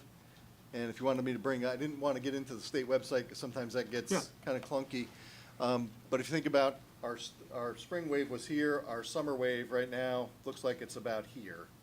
So we are probably about twice the amplitude of that spring wave. But we're still seeing what you're calling significant upsurge. It still is in process. Yeah, we're still probably on the upslope of this. There may be some indications of plateauing, but every time I think that, the next day comes back higher. So Mondays and Tuesdays are sometimes not good days to judge that by. There's often a testing lag over the weekend. There's some places have good testing on the weekend, some places don't. So we definitely see usually Mondays, especially Tuesdays, our numbers seem to go up a little bit more than other days on average. Okay, thank you. And I would like to make a motion that when it's appropriate that we ask for that report, the staff and Dr. Silvernail bring back to us suggestions. Okay, let's give everybody Sure. an opportunity to ask questions. Yeah, thank you. Person Green, did you have a question? Yes, Dr. Simonell, the chart that you had with the children on it in gold, I think it was in yellow or something. Yep. Let me get that up for you, Commissioner. Yeah, right there. Because the children from 0 to up to 12 cannot be vaccinated, what can we expect from the school system? I don't even know when it opens, but I do know a family where the whole household, the young man, the youth caught COVID. And so what are you recommending that happen with the school system? If there is a recommendation, or if you're conferring with them. And ECU, when ECU came, our numbers changed. Not that we didn't want them, but the fact that it changed when they arrived here. So are you working with the university so that we can feel a little more comfortable about getting out. Because that's when I really stayed in. Yes, ma'am. The Chancellor, well, not Chancellor Mitchelson anymore, but Ron's Assistant Vice Chancellor now. And I had a conversation last week. I speak with Dr. Wright at Student Health Services frequently. We continue to work with them so that we have a joint contact tracing team with ECU. We have embedded one of our CCNC provided staff, surge staff, into the Student Health Service to help with contact investigation and tracing. And that way those cases will get into the state reporting system quicker than having to be sent over to the health department and entered by our staff at the health department. They've had an aggressive vaccine campaign. They also have an aggressive testing and surveillance campaign in place that includes at least weekly testing for students in residence halls. They are monitoring COVID in the wastewater. And then anybody that's in an athletic program, the NCAA has a specified program, and the conference has a specified program for the surveillance of athletes, which for most of the athletes is multiple tests a week, probably at least 3, if not 4 or 5, almost daily testing in the athletes. So the good news in terms of ECU is that when they counted 1,100 cases last year, they probably had twice that. And in the meantime, there's been many of the students have been vaccinated, many more of the students have had disease as well. So I think we're in a different place this year with immunity from vaccine and natural immunity that exists in the college-age population. So I expect that there will be some rise in our numbers. I don't know that we'll see the spike like we saw last year when the students come back. ECU also has a mandatory masking policy for inside spaces on campus. Okay, that they put in mandatory place. masking for inside For spaces. indoor spaces, yes, ma'am. Yes, ma'am. As to the school district, kids under the age of 10, the sort of the K through 5 age group, are far less likely to spread the COVID when they have it. So they tend to be kind of, for whatever reason, they don't seem to pass it on as much.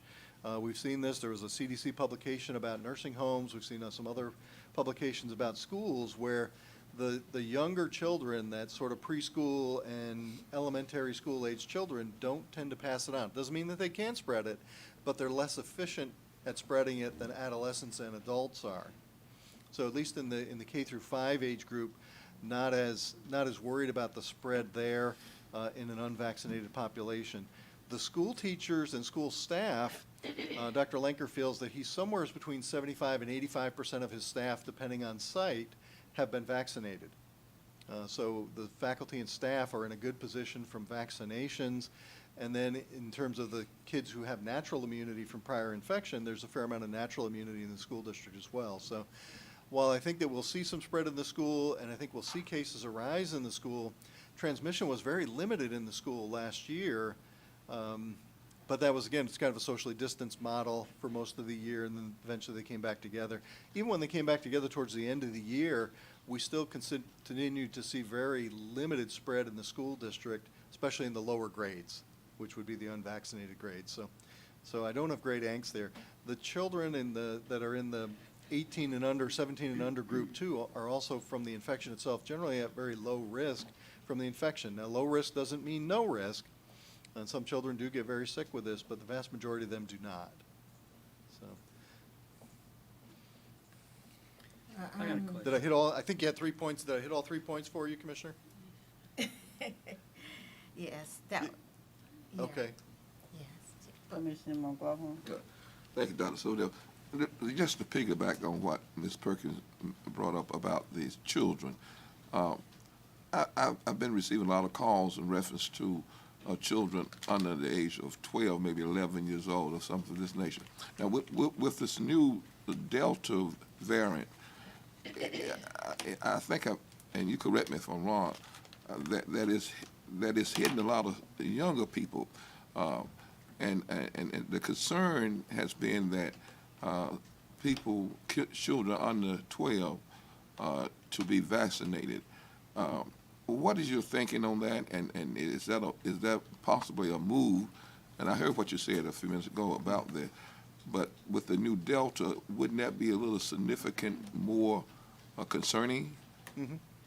Yeah, I'd love to be able to offer vaccine to that population. Commissioner, it's not yet approved, even under the emergency youth authorization for children less than 12. We know right now Pfizer's approved for 12 and older. We expect that Moderna will, in the near future, be approved for 12 and older as well. I've heard some rumblings or whisperings that the vaccines may be approved for children under the age of 12 sometime this fall, but I've seen nothing official on that yet. That's sort of been an oral communication from the state to us. So yeah, I'd love to vaccinate them. Once it's available, we would definitely move to vaccinate those children if the parents consent. Commissioner, what? So the vaccine currently, I know it has FDA approval, but it's just emergency use approval, right? Like it's not like the approval for the flu vaccine or the hepatitis vaccine and all that. It's EUA, right? It does still exist on an emergency youth authorization. That's correct, Commissioner. We've been told that they will likely get full FDA approval by the end of the month.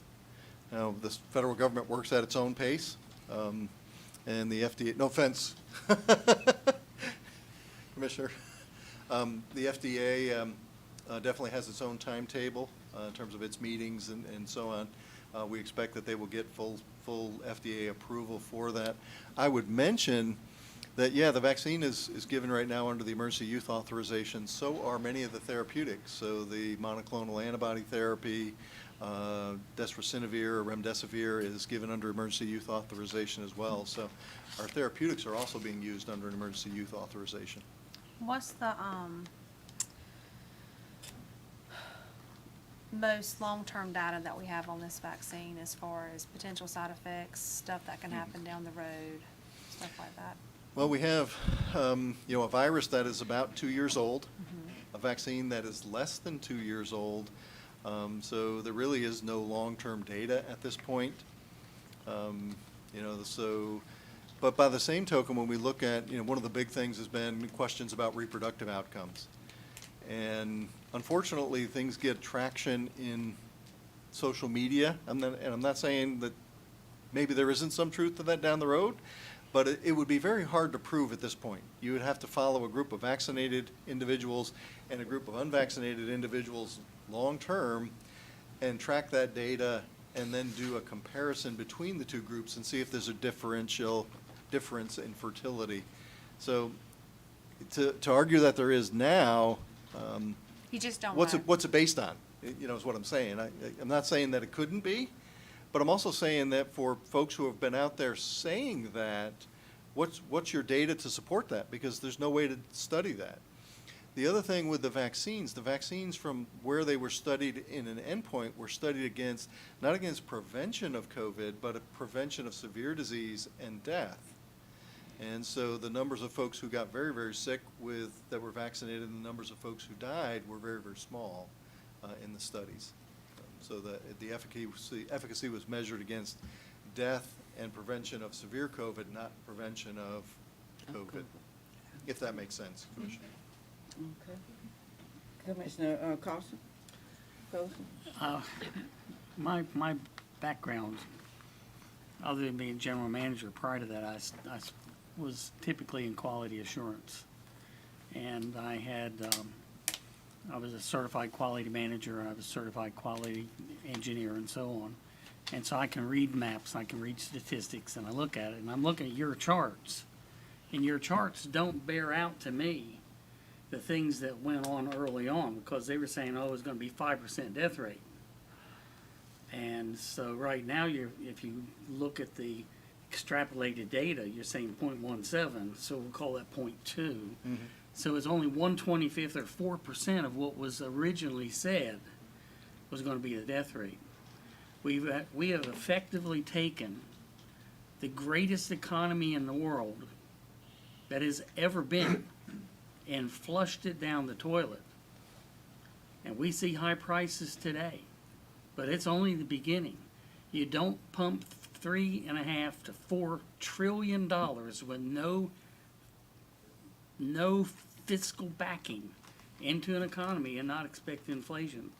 We are on the path to the Weimar Republic 2.0, if anybody studies history. So the question I have, and based on the very charts that I'm seeing, what if we as a nation looked at this like the flu? Because you got to go back and you see, in the early days, heart attacks and everything else are getting coded as being COVID-19. Well, that was partly because the government went out there and paid hospitals that if you code it a certain way, you get 5 or 10 times the amount of money as if you code it the right way. And so to this day, there's still a lot of miscoding. They don't get that pay extra money now, but there's still a lot of things that are going, like the regular flu and so on. It almost evaporated. Many of the old diseases just disappeared. So how many of the COVID cases were miscalled COVID, deaths from, or sick from, when really it was something else? So my question is, and this is a rhetorical question, you don't really need to answer it, I'm just posing it as somebody with a statistical background and looking at this data. What if we just let it go unchecked and let it run its course? Just like, I mean, are we going to be stuck with this forever? I think we are. Are we going to be able to continue to pump the money and the resources into it like we're doing? We'll go broke. We're already broke. So we as a society really need to think about what are we doing to our kids and our grandkids. What kind of a nation will they inherit? And again, that was rhetorical. You don't have to answer it. If there no, you have a question? Well, no, I thank you for the comments, Commissioner. Will say there's always misclassification in data. Whether there's intentional misclassification or not at the federal level, I can't speak to. I'm the local health director. I can tell you we have looked hard at our COVID deaths and where there's been a question of them. If we felt that it was death from another cause, we put it down as another cause. What we were given as a surveillance definition required a positive COVID test. So that could be a PCR test or an antigen test once the antigen test became available. A clinical syndrome compatible with COVID, no time of recovery, which is generally considered about 2 weeks, and then no other obvious cause of death. So we actually had one case where an individual had a gunshot wound and died of their gunshot wound but was COVID positive, and that did not go down as a COVID death. But the question goes back to, what if we just let it run its natural course? Yeah, hindsight's always 20/20. I will tell you, in the But fire. we're extrapolating, we're talking about it right now. It's not hindsight. We're getting ready to do the same mistakes all over again. I mean, listen to the uproar in Washington. They can't spend $1 trillion fast enough. They're talking about another $1.2 trillion for infrastructure that most of it isn't even infrastructure. Thank you. Commissioner Nunley. Thank you, Madam Chair. Thank you, Dr. Silvernail, for your continued yeoman's job at extrapolating and helping us come to hopefully prudent decisions about what's next. And wanted to get on the data a little bit. The charts we see about COVID infections, deaths, spread, those are all real world data with the public taking safeguarded steps to limit and mitigate the spread of the virus. Is that correct? They are as the rules, if you went week by week in there, Sure. Commissioner, yeah. So you could mark the chart, which I didn't, as to where things were added or withdrawn, but you could look at it from that perspective. So the fact that we didn't have ICUs overwhelmed and we didn't have hospitals reach capacity because we didn't let it spread like wildfire, if we're going to extrapolate about what could have been had we not done what we did, presumably we could have different numbers and different figures for those death numbers, especially if we're not sitting in the same place anymore. You've mentioned we've got more in the toolkit now. We've got vaccines. We know what measures work, what measures don't. what's more effective, what's not effective. We didn't know that in March 2020, April 2020. And we've got better therapeutics now. So it's a totally different scenario. But I just, since we're talking about numbers and data, I just want to make clear that the data that we do have, the real world populated data, is data based on steps that members of the public took to help keep everyone safe. Steps that this body and other bodies took to mitigate that. In your opinion, had we let it spread, would the death numbers be higher? And do you think that hospital and healthcare systems might have been overwhelmed as a result? I think clearly there were parts of the country where the healthcare systems were overwhelmed. And are death rates higher in those incidences where there's not sufficient ICU beds? And yeah, we're very lucky here with, in our case fatality rate, I think we can really be proud of, and that's because of having a tertiary care medical center literally in our backyard. We took an aggressive messaging stance in terms of talking to the public and trying to inform the public. Non-pharmaceutical interventions, social distancing, masking, closures, those things can always be disputed. But early on, when we did calculations for what the fatalities might be in the county, instead of 95, we were looking at like 7,500 individuals potentially dead in Pitt County from COVID. So there were some very scary scenarios, and I participated in some calls in the hospital where they were looking to buy refrigerated trailers for, regionally, because they anticipated having that many fatalities. Unfortunately, it never came to that.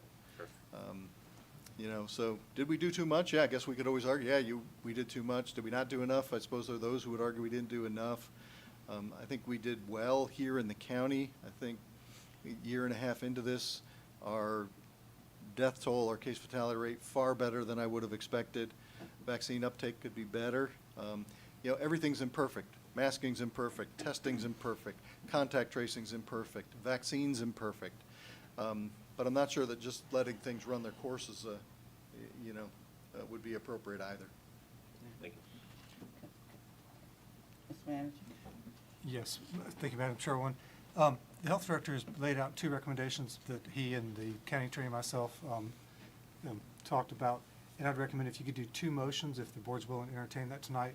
One on the masking, that if we could instruct the workforce beginning tomorrow, that we'll begin back to masking as directed by what Dr. Silvernail put out there. Then the second one on the vaccinations, as he laid out for us to bring back a policy at your next meeting on the 23rd. But if we could separate those 2 into 2 actions. Okay. Well, the first one, masking, and I believe Commissioner Albright I move that we go forward with that. ready to make a motion. Second. And that's for tomorrow, as it's been laid out, yes. Okay. And is this a recommendation or a requirement? Last time it was a requirement, so I would interpret this to be a requirement. It's that, a requirement coming from the medical director. well, actually coming from the board of, it's a recommendation. but- Well, he had stipulations within that. It's not an absolute requirement, I believe, if we Right. could look at that. If you yes. can't maintain 6 feet of Yes, distance. yes, thank you. And it is a requirement. That's the that's the motion. Okay. And second. Okay, it's been second. And all in favor, raise your hand, please.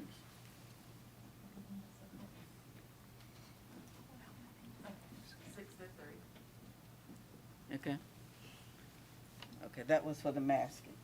And the next motion is for the vaccination. Madam Chair, if you would, just for the record, would you call for the nays so that you can make your record clear as to the nays Okay. versus any abstentions? Okay, you want me to call in? All those opposed as it relates to masking. Okay, all those, I'm sorry for not doing that. All those opposed to not masking. So we have Thank 3. you. Okay, thank you for not doing that. Okay, so, the motion passed. Thank you. And the next motion is for the vaccinations, with the recommendations that the, health director made. to us.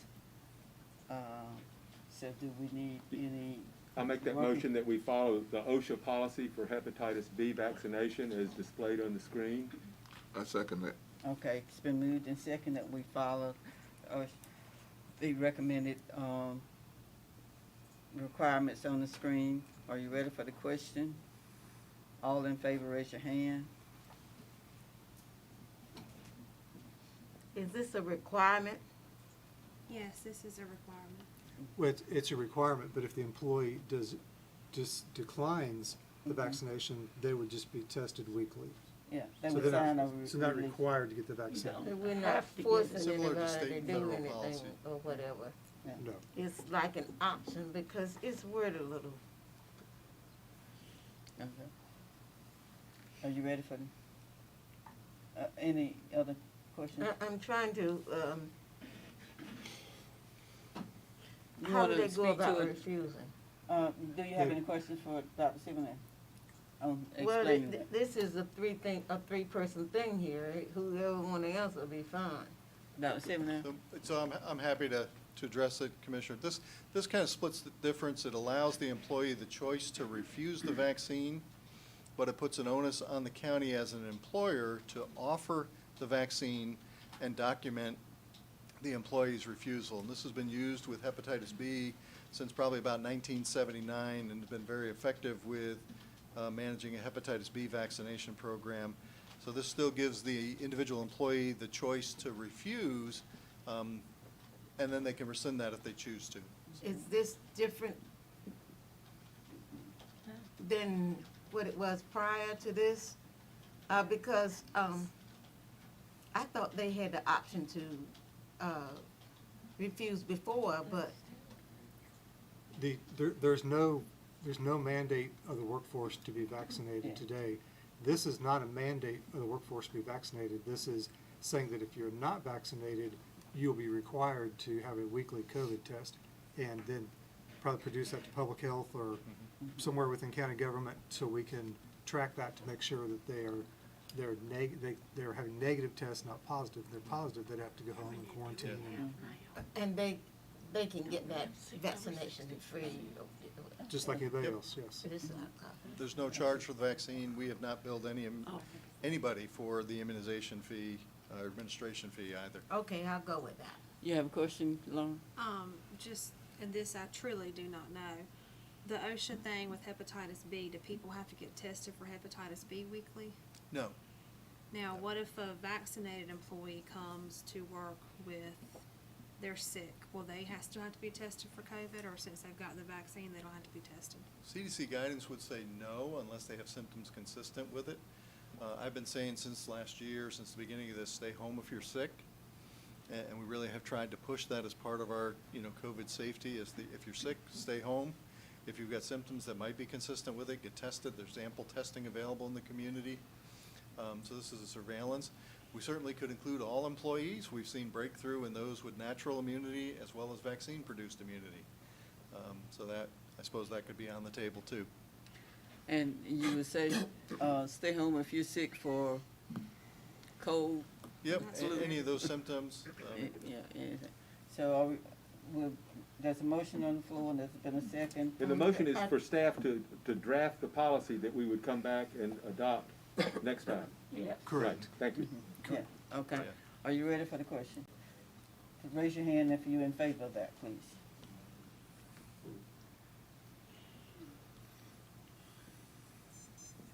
Okay. Raise your hand if you're not in favor.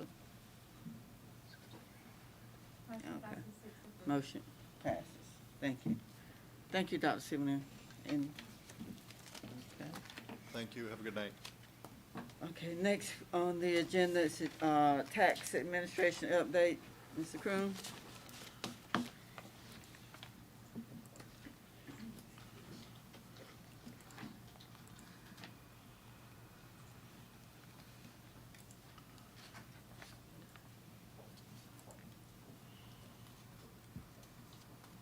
Need to update one of my slides.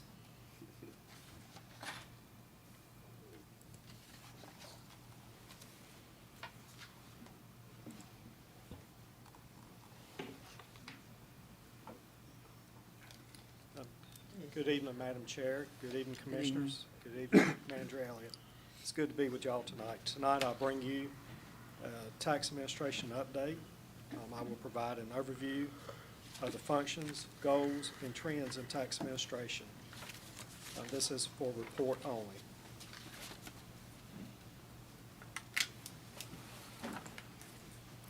Tax administration's purpose is to list, appraise, assess, bill, and collect all real property and personal property located in Pitt County in a fair and equitable manner.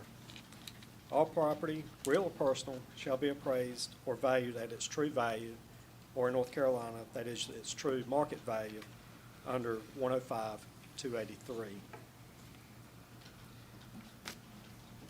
Our listing period is from January 1st to January 31st each year. Pitt County's on a permanent listing system based on the January 1st owner. Owners of real property only need to list physical changes to their properties each year. Personal property is listed by the owner of record as of January the 1st.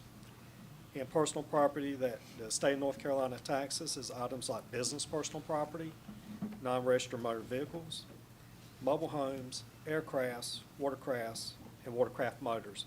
And this is through the tax office. Each year, we appraise property from basically January 1st through December 31st. And we do this using three approaches to value. And that's the cost approach, and we use this for mostly personal property, but we can also use it for new construction of real property. And North Carolina has a, North Carolina Department of Revenue has a revenue cost index that we follow. The market approach is mostly for real estate during reappraisal year. We basically build a schedule of values for reappraisal, and we use that to value all market transactions as far as real estate. We also use the income approach. The income approach is for income producing properties. We look at income and expenses to fairly appraise and evaluate these properties. These three approaches are the same as all appraisals, whether you're a fee appraisal or a mass appraisal. We all use these three approaches to come to true market value. This year, the tax office, we have appraised 16,673 personal properties. We reviewed 73,190 billable real estate parcels, which we appraise every 4 years or when physical changes occur. And we also appraised almost 145,000 motor vehicles registered in Pitt County.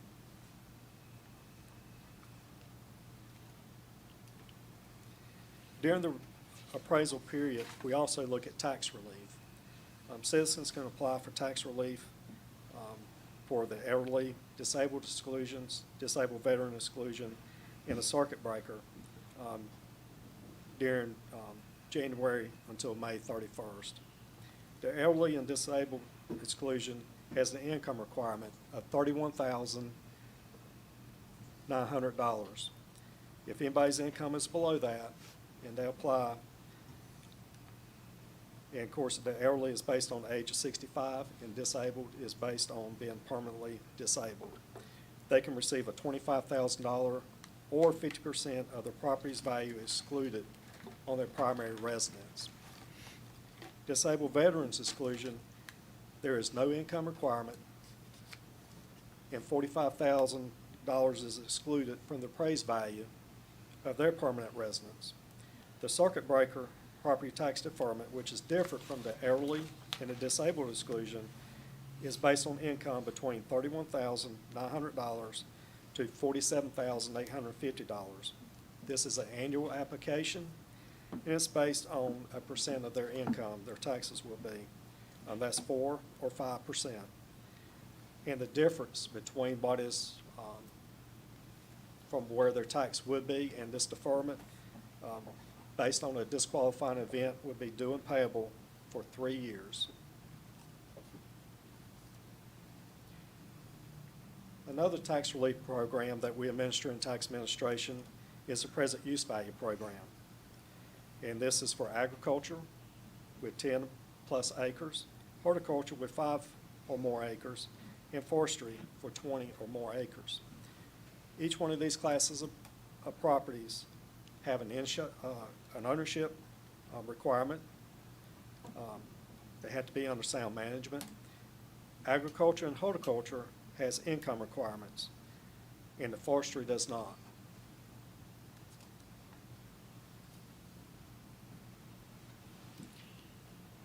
The next step that we look at is the assessment of property.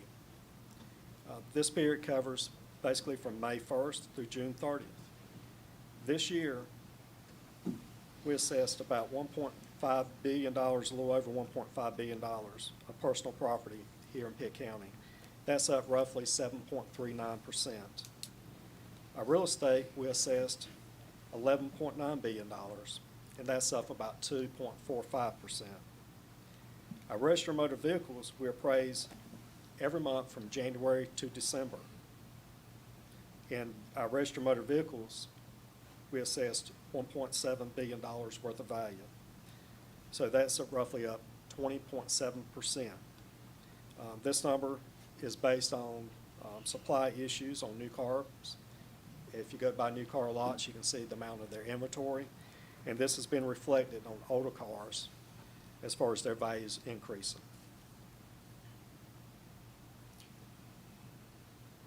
The billing period, basically from the month of June through the first part of July, we're working on our tax bills. This year we sent out 89,596 annual bills, and we mailed them on July 8th. The bill file was sent to our print vendor on July 1st, 2021. This was the first day that we could send that to them. Tax Administration, we actually completed 3 test bill files in June. And also to give you an update on the bills that were sent out, we have low appeal rates. Registered motor vehicles, the billing period covers January through December. Of the almost 145,000 tax bills that we send out, they're basically mailed about 45 days to 60 days before their due dates. Tax Administration works the North Carolina Department of Motor Vehicles files every 30 days. And with motor vehicles, we also see low appeal rates, roughly less than 50 appeals each month. Collecting the property tax, key dates to remember. The discount period is from July 1st through August 31st. The due date of the property tax becomes due on September 1st. Delinquent date is January the 6th. I do encourage anybody that knows they're going to have a burden paying their taxes this year, please contact us now so we can arrange payments for these individuals. And I always say earlier the better if they can contact us. I also want to update you on the collection rate. The collection rate without motor vehicles this past year was at 99.45%. This was up 0.03% from last year. With registered motor vehicles, we're estimating this collection rate to be 99.5%.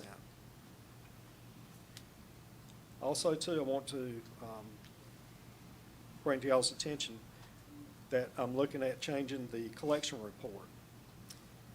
The collection report will look very similar to what we've been presenting every month, but I like to take the graphs away. I feel like they really do not add much value. And also, I like to take the comparisons away to all the enforced collection activities that we did the previous year.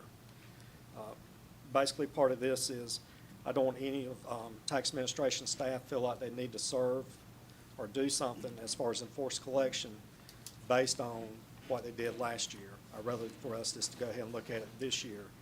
And also, too, our collection rate keeps improving. That means there's going to be less enforced collection every year.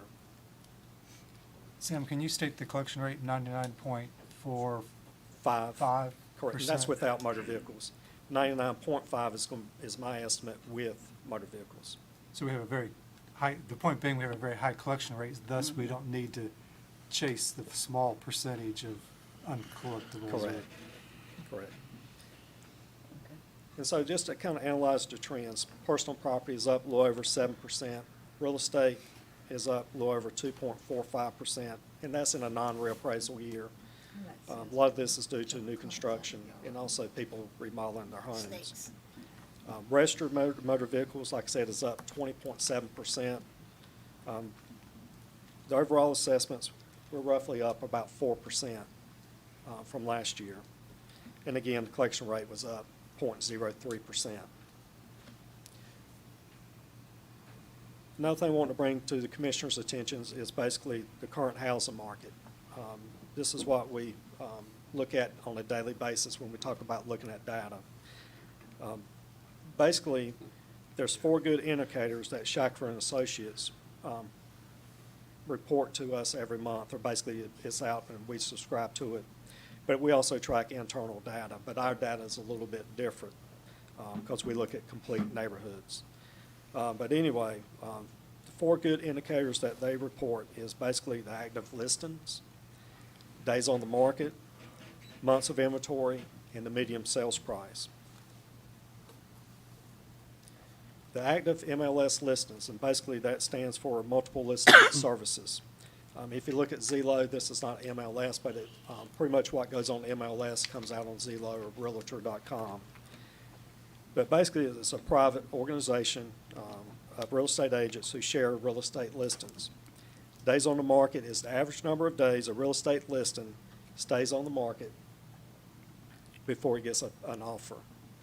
Months of inventory, the number of active MLS listings represents the supply or the availability of inventory in the terms of number of months. The median sales price represents the middle sales price, with 1/2 of the sales being above the median sales price and 1/2 being below. If you take a look at our active listings, January 2020 was our reappraisal date. And roughly at that date, we had 340 listings on MLS. As of July 2021, that number was down to 151 listings. That represents a 55.59% decrease. This is actually up a little bit from the month of March, which we had 117 listings, and that represented a 65.59% decrease. Days on the market. The days on the market from January of 2020 to July 2021 went from 14 down to 4. That represents a 71.43% decrease, which basically says when listings come out, they do not stay on the market very long. And most of them come out with competitive offers, which means that's basically taking supply off the inventory, but it's also increasing the price of homes. Months of inventory. From January 2020, we had about 1.7 months of inventory. July 2021, that's down to 0.6 months. That represents a 64.71% decrease in the number of months of inventory. The median sales price. In January 2020, it was $165,200 was the median price of a home that was being sold in Pitt County. As of July, that number increased to $198,000. That represents a 19.85% increase. Sam, can we point out on the last chart, so January of 2020, January 1 would have been the first day, the effective date of the last 4-year reval. So since even the point in time all those reval notices were sent out for that reval, the point of this slide here is to show that we've increased almost 20% beyond the reval notices that went out at that point in time. Correct. That's correct. Need to sell my house and move to Belize. And so looking at these key indicator and trends since January 1st of 2020, inventory is down to 55.59%, but it's actually increased compared to where it was at March 2021. The days on the market are down 71.43%. Homes are appreciating at roughly 1.05% per month, or the 19.85%, and that is since January 1st of 2020. The current trend suggests another increase in home values for the 2024 reappraisal. That said, we still have 29 more months to go in the reappraisal cycle, and we'll be closely looking at supply issues, what the supply is as far as home, and also demands. I will say this, citizens see a value in Pitt County. They see a value in living here, and they see a value in purchasing property here in Pitt County. And to put this in context, as the manager just said, the 2020 reappraisal yielded about a 12.6% increase on home values. And whatever increases we see will be on top of that January 1st, 2020 number. And I'm available for any questions. Commissioner Albert? Yes, thank you. Could you find without much trouble the slide that showed horticulture and agriculture? I'm trying to understand what's going on with that. Yes, there it is. And this Yeah. is, go ahead. So what happens, what does this mean? What is the tax relief that someone with 10 acres or greater in agriculture might get? Is that, am I reading that right? It's a minimum of 10 acres? It is. And, Okay. and what it is the present use value program follows a different schedule of values, and this is based on state requirements and recommendations. And basically what it is we value the property at market value, but then we charge them or assess them at a present use value if they qualify for the program and if they make application. And what this is a reduction in their taxable value on their land or the underlying land of their So how much operation. how often, is that taken advantage of? Do our farmers know, are they well aware of this and it's an active program? It is well, it's well known in the. And in we Foreman. we are handcuffed to do no more than what the state allows us, is that true? That's correct. So are there other local options that we could do, that we could consider to help alleviate the pressure? I drove, just tonight, there are 2 farms that went up for sale, and I don't think somebody's between Fountain and here, I don't think they're buying them to go into agriculture again. And I'm just curious if before it's all the farmland is gone, if we can't think of something before everything is paved over and we've got a room full of people complaining about their yards and driveways flooding. Are we totally handcuffed here?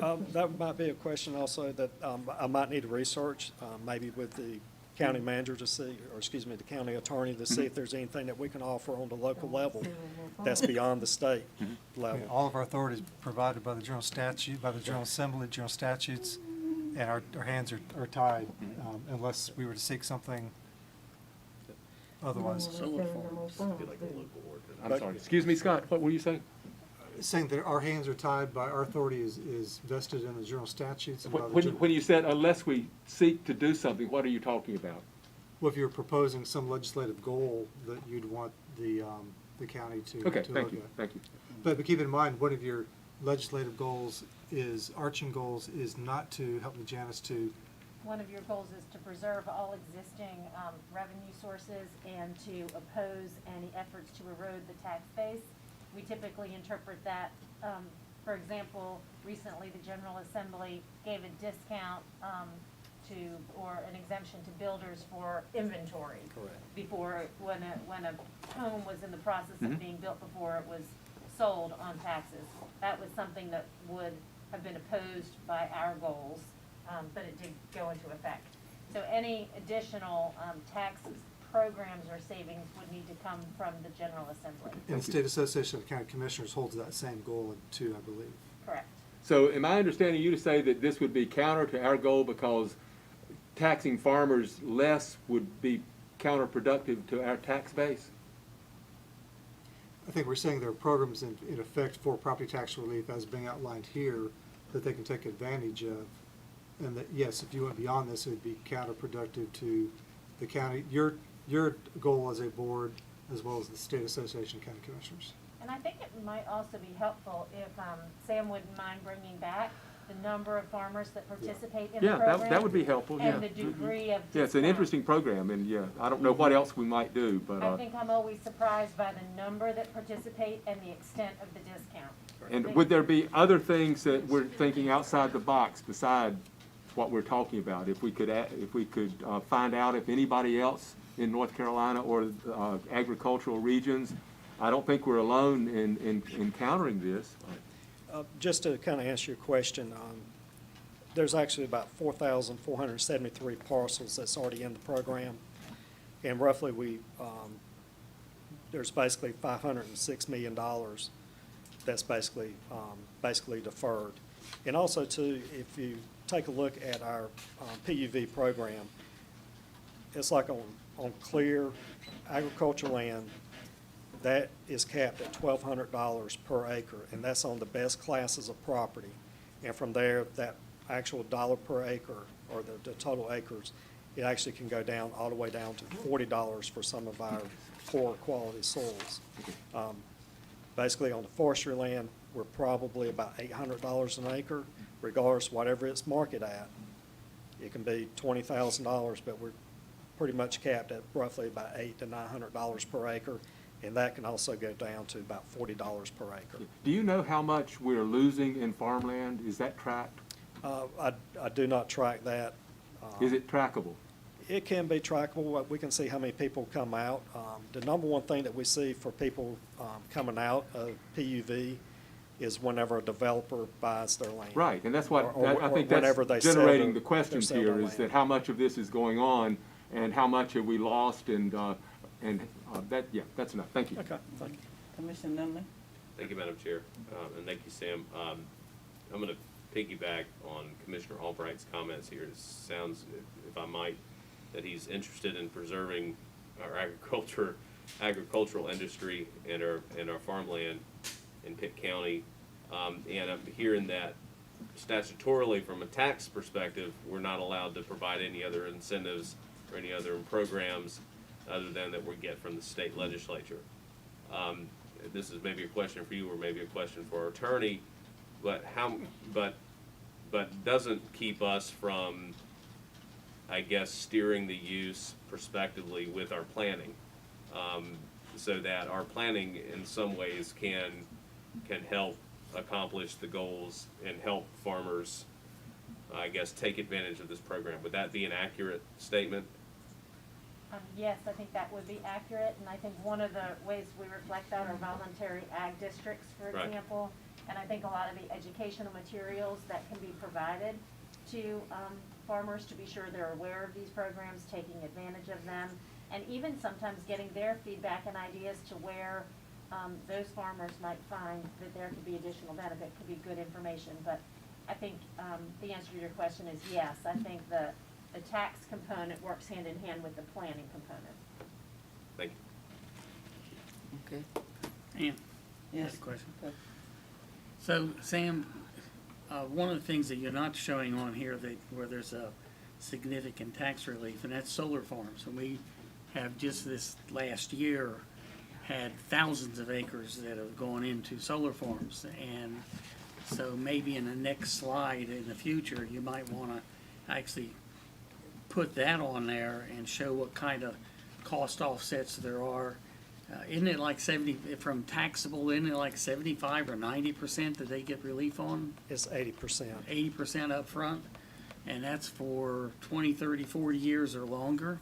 Correct. And it's taken a significant amount of farmland out of production in the process. So if we're gonna be concerned about agriculture and forestry and horticulture, then we probably ought to have a component in there, at least for consideration and understanding solar farms.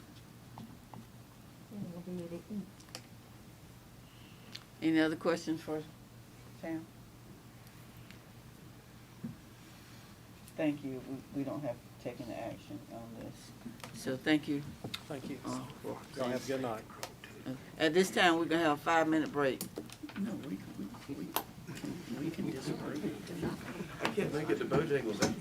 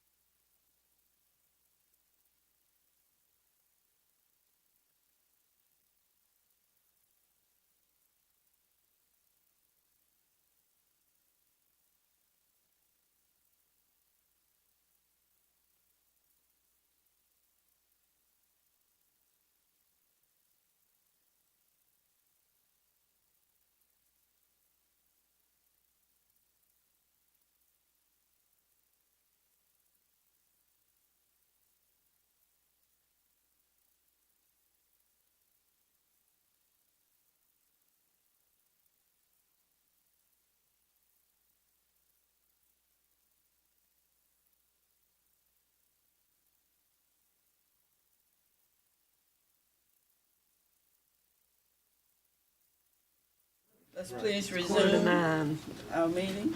Think about that, because it ain't gonna go away.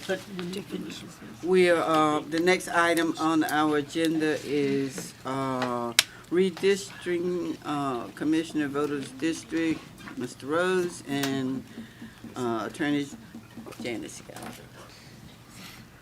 Good evening again, Madam Chair. You've heard us before come up to talk about Census 2020. You're finally getting very close to the results, and one of the things that will come out with the data very soon, we'll embark upon the redistricting process for the county. And we're presuming, and most times we are tracking data quite a lot through the whole 10-year process. We realize that our county hasn't grown in the same patterns, in the same growth rates around our whole community. So in turn, we feel like there's an imbalance with some of the population within the district. So legal staff and planning staff have been working together over the last several weeks and have come up with a timeline to consider the redistricting process for the voter districts. And remember, 6 districts and also 3 additional that are super districts, all of which may be adjusted because of the census data that comes out. So, I'll tell you some of the dates have already changed. One good news item to report, the census data are coming out a few days earlier. Actually this week, this Thursday. Typically, this data comes out in April. We would have already started this process, probably already would have decided on any of the changes. All this equates to a very compressed timeline, and we're going to go through that with you tonight.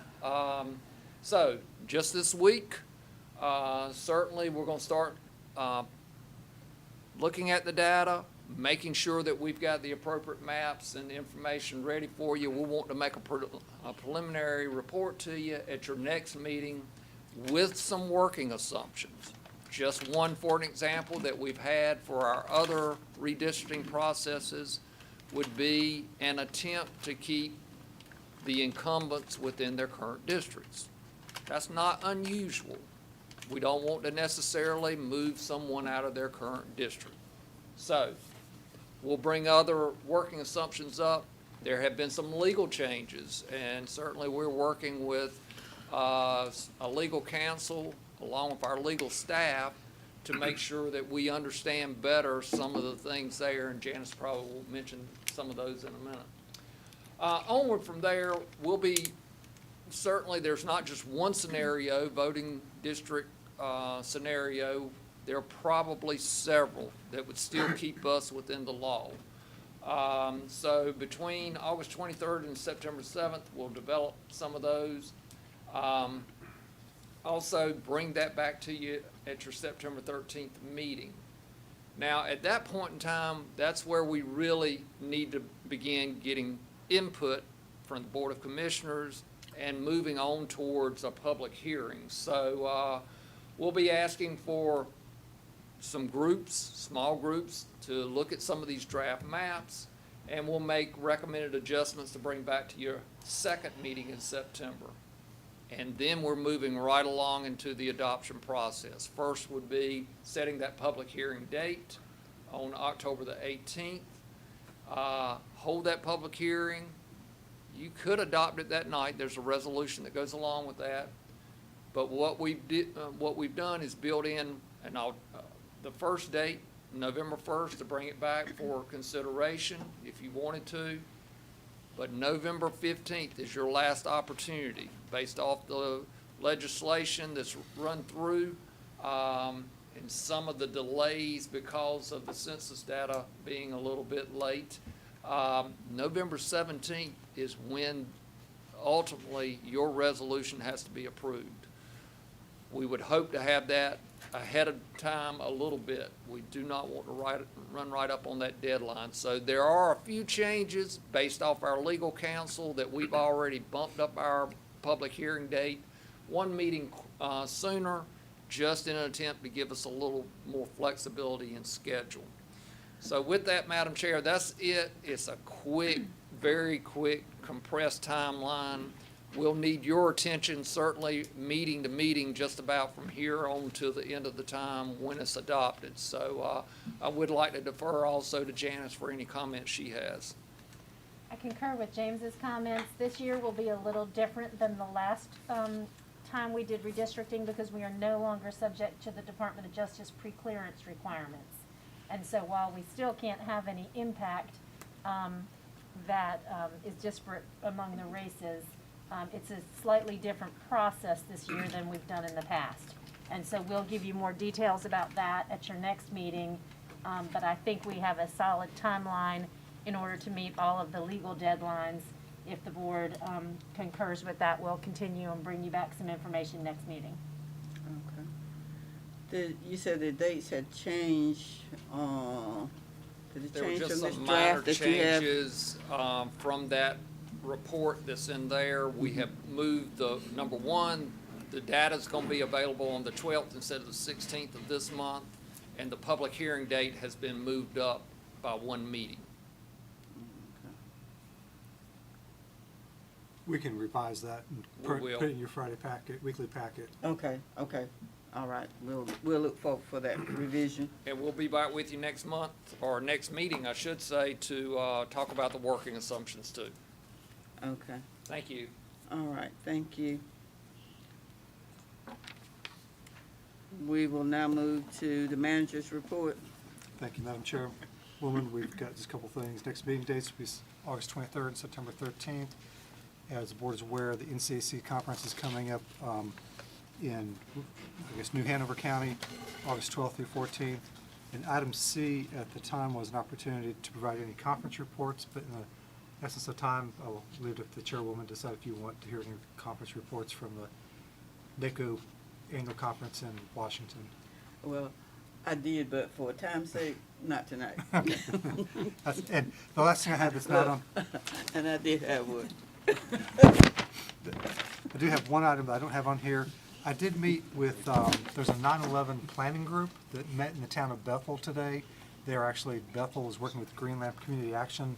They're planning for a Pitt County / Bethel 9/11 observance. It'll be on Saturday, obviously the 11th day of September at 4 p.m. in the afternoon. I did point out to them this is actually the first home game of ECU football, and tried to get them to consider doing it in the morning, but too much already been planned and sent out in other events going on in other counties. They opted to keep their 4 p.m. scheduled time on that date. But the gentleman who was here, Mr. Curtis Forbes, he attended today as well, so he's helping with the committee, and I'm attending too. So. Okay. What date is it? You all remember he came to our meeting at Ag Center and spoke on the 9/11 celebration. So he's working with this group. And it's gonna be in Bethel when? On September 11th at 4 p.m.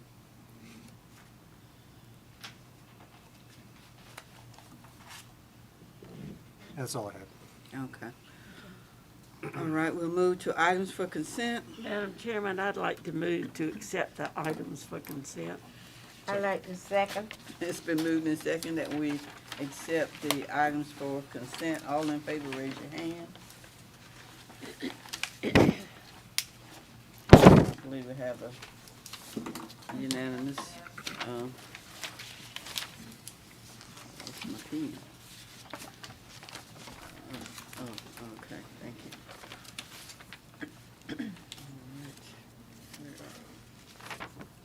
Got too many agendas.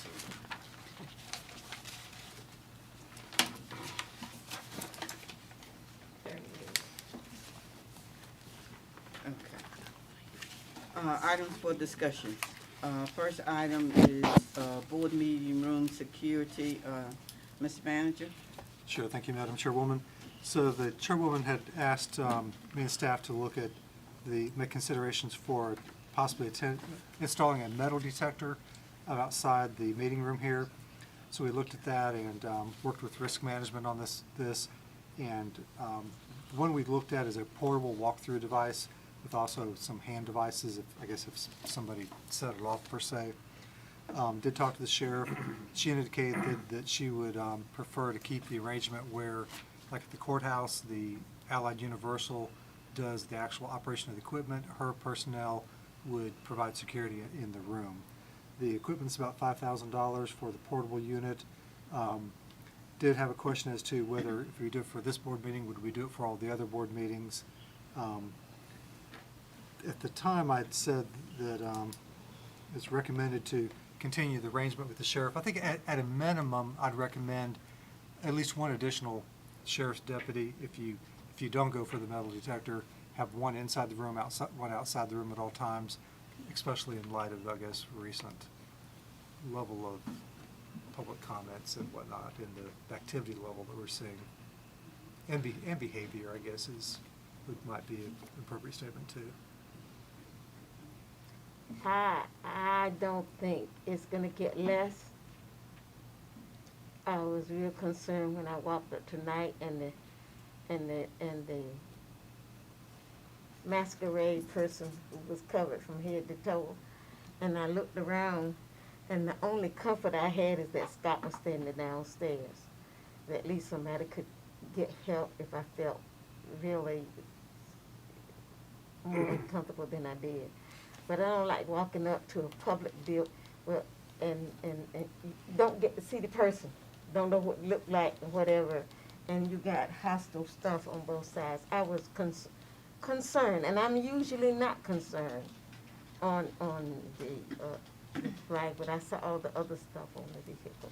But I was, as a matter of fact, I said to Scott when I came up that I was glad to see him. And I never told him I was glad to see him, but I did. Commissioner Albright. Yeah, I wish we would have at least 3 officers here. There certainly should be one outside the building. We have no idea how many people are going to be out there next week, and that officer should be able to radio for help. There should be someone inside here, and there should be someone outside here. Absolute minimum of 3 officers with others on the alert. The other thing I would say about metal detectors, and correct me if I'm wrong, we are concealed carry. When someone walks in and it goes off, is that not going to keep happening, and it's going to identify the people who are carrying? And we're going to, and I'm just imagining that there were several people carrying tonight, and now everyone's going to know who's carrying. And I asked the attorney if that's a violation of their right to conceal their weapon. So I don't believe that it's a violation, but it could certainly be disruptive to starting your meetings on time, having folks come in, and it's not what folks expect to happen.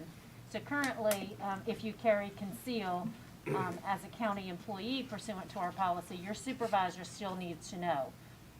So it isn't a totally private act to carry concealed in the county office building, but that would not apply for your members of the public and others coming in. And so I think it could certainly, while I don't believe it would be a violation of their rights, it could certainly be a hindrance to starting your meetings on time and having an orderly flow of traffic. And it's a little scary to realize that everyone in here could be concealing, and that we have one officer. That's right. Commissioner Nunley. So, one, I've practiced in the courthouse, and have courthouses throughout the state. At one time or another, it's not uncommon to go through a security checkpoint when you enter a place of jurisprudence. It's not abnormal to have a security checkpoint in place. Again, we're not talking about FAA level of security here, but we're talking about keeping firearms out of a legislative body. And I, for one, the elephant in the room is that mass shootings are a real thing in the United States. It's the cost of, we've made a decision in this country to support the right to carry. And this county historically has supported that right to carry. There's a cost to security associated with that.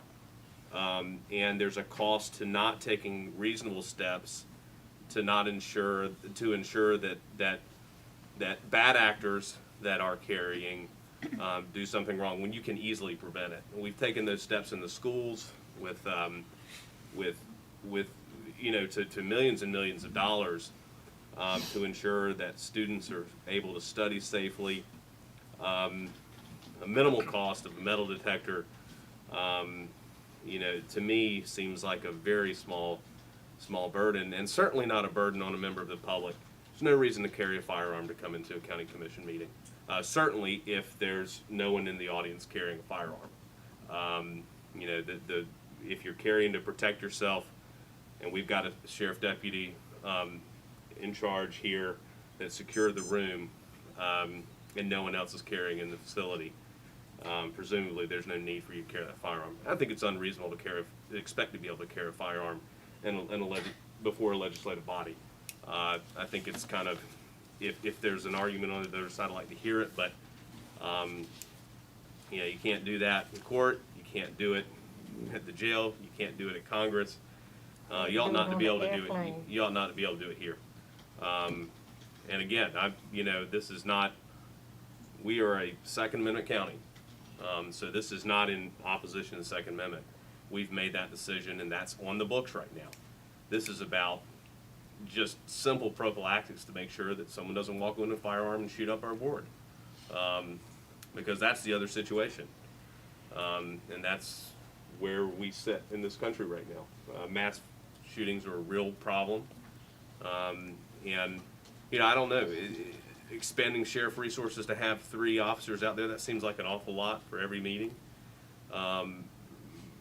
but certainly, you know, if it's necessary on certain circumstances, I think you can do it if management feels like under the circumstances it might be necessary. Call on the sheriff for that. But just to have for our board meetings where, you know, just as a matter of course, you come in and out of the board, you go through the detector. We know everyone that's in here is not armed. We know that we're not armed. Then we can have a safe civil debate. I just don't see any problem with that. And I certainly don't see it as an infringement of my right to hunt, target, shoot, do whatever we want to do. So I'll limit my comments to that. But I would be in favor of us of installing a metal detector here out in front of the room. I would not be in favor of necessarily of manning that and having that active on every single board and commission meeting, but certainly our main board, and maybe, you know, maybe consideration of the school board as well. Commissioner McGraw. Yeah, I certainly like to go along with the recommendation, suggestion that Commissioner Nunnally was making, because I think a metal detector, psychological, if nothing else, would let lend to anyone coming in that we're serious about the safety of the commissioners, and we're serious about the welfare of people that are here. This tonight was beginning to get a little bit more in your face kind of to me, and it was getting too much to almost of a threat, and it was fringing on that, and I'm concerned about that. I'm concerned about the safety and the welfare of everybody, and especially the commissioners. You know, you start naming commissioners out, you start, you know, your language is more forceful. That's concerning, and so yeah, I think we need to be very, very concerned about it and do something to avoid something that might happen. Commissioner Colson. I've said it a number of times, I'll say it again. When it comes to concealed carry, anybody that has a concealed carry, they are 1/6 as likely to commit a crime, any crime. Stealing a pack of chewing gum or spitting on the street, as a police officer. Concealed carry people that are legally licensed as such are the safest component of our society. And they stop across the country hundreds of thousands of incidences every single year because they interject themselves into something that could have become a mass shooting. The mass shootings that we've had are not committed by concealed carry. So anybody that came in here tonight, and I'll pretty much guarantee that many of the people that were pro-statute, they probably have concealed carry, but they fall in that same group. They follow the laws. They get angry. They're not happy with certain things and certain decisions, but they, as a component of society, are the safest people we have. And so to kind of put them into the spotlight as somehow being the causing of problems, it's the exact opposite of that. Commissioner White? Yes. I was just gonna say, maybe we should start by getting a second deputy, instead of Speak up, going. Lauren. I was just going to say that maybe we should start by just getting a second deputy instead of, doing the metal detectors for, reasons that Tom said. I mean, I don't know if anybody has received any like personal threats that, you know, anybody's going to receive any physical harm or anything like that, or anybody on the board or any, you know, of our county staff. So at this time, since I don't think we've received any personal threats of harm or anything like that, physical harm, that we should just maybe start off with getting a second deputy. Commissioner Well, Moore? I was feeling exactly like Lauren is, that I have felt kind of all along that we probably ought to have at least 2 deputies when we meet, or anyone meets up here. And there may not be other meetings that feel that way, but, you know, maybe even one that would be downstairs and then one that would be up here, you know, as people are coming in. And I would prefer we go that way, you know, to begin with. Well, as Commissioner McGowan and Perkins Williams said, they felt uncomfortable. I did too tonight. I felt they got too close to us here. I think they should have stayed, you know, back there and showing whatever they were showing. We had the deputy there, and we had what's his name, was Gentry. Randy Gentry. Randy was standing back there too, but when the deputy was outside the door, and we were trying to, you and I were trying to get the attention of the 2 that were holding a conversation, and we were trying to resume our meeting, you know, he was outside the door, so he, you know, when he finally came back in, and we got his attention pointed to direct these 2 people to go out and hold their conversation, you know. So, you know, I that concerned me. And because of all the things that are going on, and if you can say that concealed carriers are the safest one, I don't know that. So, and that does not make me feel safe by saying that. So, of course, I'm in favor of having the metal detector out there for us during our meetings. So I'm in favor of it, you know. So that's just the way I feel about it. Commissioner Nunley? Thank you, Madam Chair. And I think it's really important, and Tom makes a good point. This is not about, and it ought not to be about a gun owner being a bad person or being an unsafe person. Because that's not, in my view, that's not what it's about. It's about that this space is a safer space for public dialogue and debate as a seat of government without a firearm in the audience. And I don't think there ought to be a firearm in the audience here. That's just my opinion. Doesn't mean that the concealed people are bad people. I just think, as a general rule, we are a safer space, just like the courthouse is a safer space, just like the airport's a safer space, when you know that the people that are coming in there that are contained in a place where they're essentially, you know, we're contained, that there's not a chance that anyone has a firearm in that area.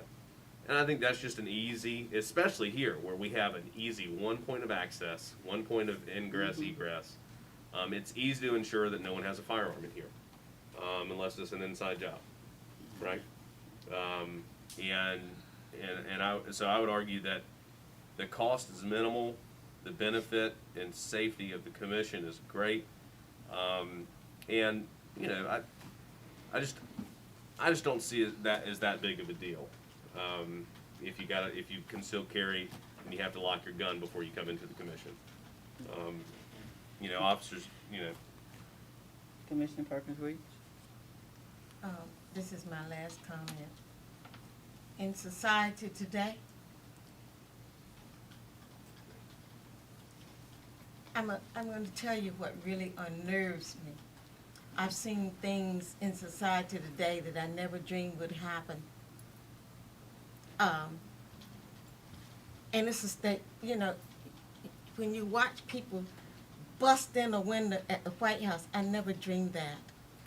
And then I watched them in a news media talk about the passenger had to subdue a passenger for doing something to a stewardess. I never dreamed of that. They had to duct tape them.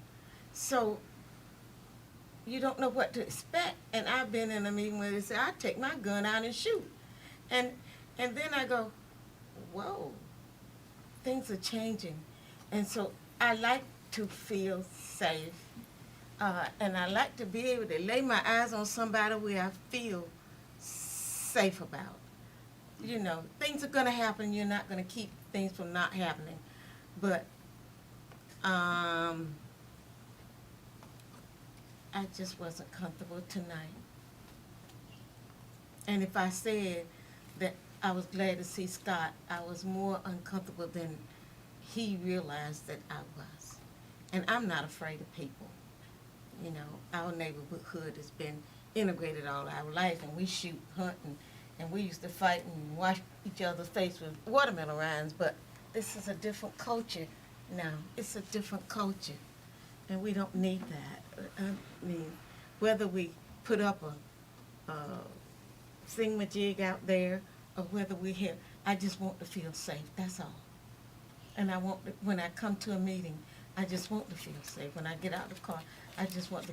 I thought the deputies should have walked them out there because they could have had a confrontation outside. All it took was one comment from that public that went out together.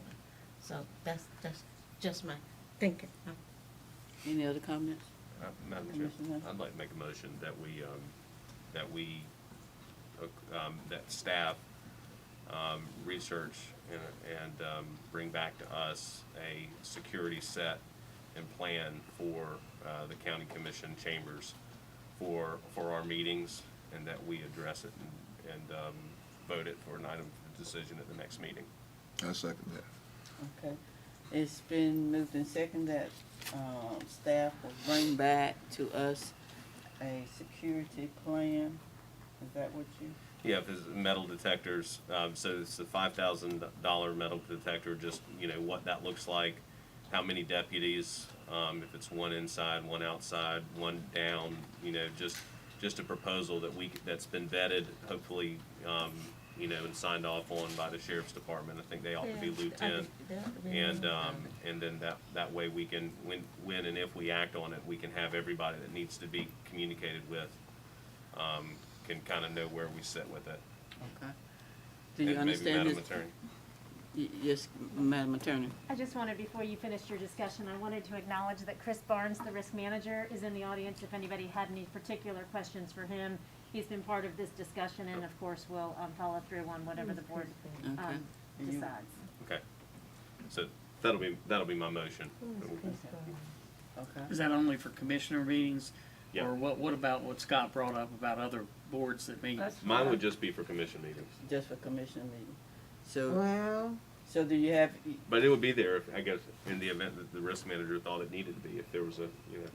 So are you clear on what we're voting on? Well, yes, but I want to, I mean, I'm sure the committee will come back with us, and I think that's the appropriate way to do it. But are we talking about one outside this door or downstairs This at the door. entrance. This door. But why not at the front entrance? If we're Because gonna there's- protect the whole building. There's multiple entrances to the building. Yeah, I realize that, but I So we're was just speaking thinking of the about this. main entrance. When I came inside and I walked up to the elevator and pushed the button, there were 3 men inside the elevator, and I just turned around and walked up the steps. Not, well, I did that because of the COVID and that sort of thing, but I didn't want to go inside that elevator. Well, I walked up the steps tonight. Well, in the plan proposal, that could be identified. Okay. Right. And this plan is for not only another deputy, but for also a metal detector Yes, too. it's a proposal to look at the 'Cause it different could be ways either of. way. But I Not think we need to necessarily- I'm in favor of another Background. deputy, I'm not in favor of the metal We detector. did contact Allied Universal about the cost to man the metal detector itself, because you probably need a man and a woman in case you had to pat somebody down or wand them or so forth. So we can bring those costs back as well. If you got some seven Yeah, so we'll have something to look at. So, ready for the question, ready for the vote? All in favor of bringing back, of staff bringing back information to us on security models?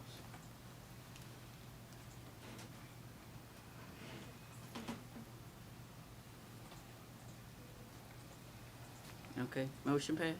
Opposed. Do you want to do the pose? Opposed, please. I'm sorry. I keep doing it.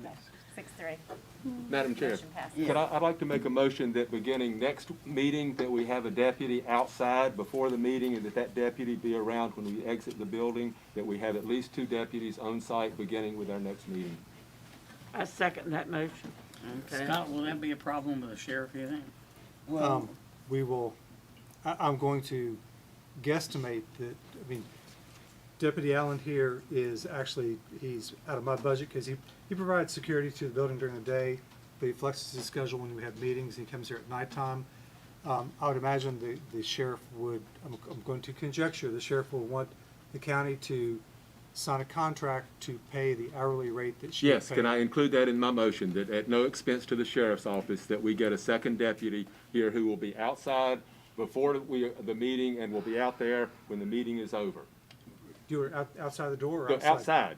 Outside. Well, there's nothing going on outside. This is where we're all coming in here, and there's a demonstration going on out there, and there is no police.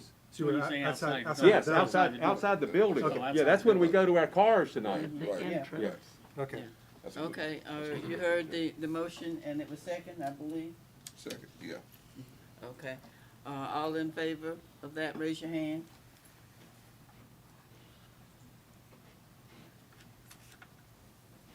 All opposed? Okay, motion passed. Thank you. Item 4, decision. First item, board meeting time reconsideration. Mr. Manager? Yes, Madam Chairwoman, your last meeting, you had discussion regarding changing the first board meeting to possibly a 9 a.m. start back to the traditional schedule. The motion said this would come back at a future meeting, so we placed on this agenda, so it's here for the board's consideration. I had recommended going back to that meeting time is 9 a.m. on the first Monday and 6 p.m. on the second meeting on the third Monday. Second meeting. Commissioner, I'd like to put that in the form of a motion that we go back to the way we had previously been doing it. And one of the reasons is because of the participation of the people who are working here that day that we meet in the morning. They can come and they don't have to go back out at night or stay later to come to a meeting to do a presentation. Okay. I have a comment. Okay. Scott, for the evening meetings, county staff, if you have 3 or 4 hours that you're here, like you did get that back in comp time, correct? Right, for most employees, us staff who are here now primarily work whatever hours required, but for a non-exempt employee, yes, they would flex that out or get comp time. I think one of the primary concerns is the employee recognitions We can't do the receptions, we can't bring the employees in here. Well, we could at nighttime, but I don't think many would show up because they just wouldn't come to a night meeting to be recognized.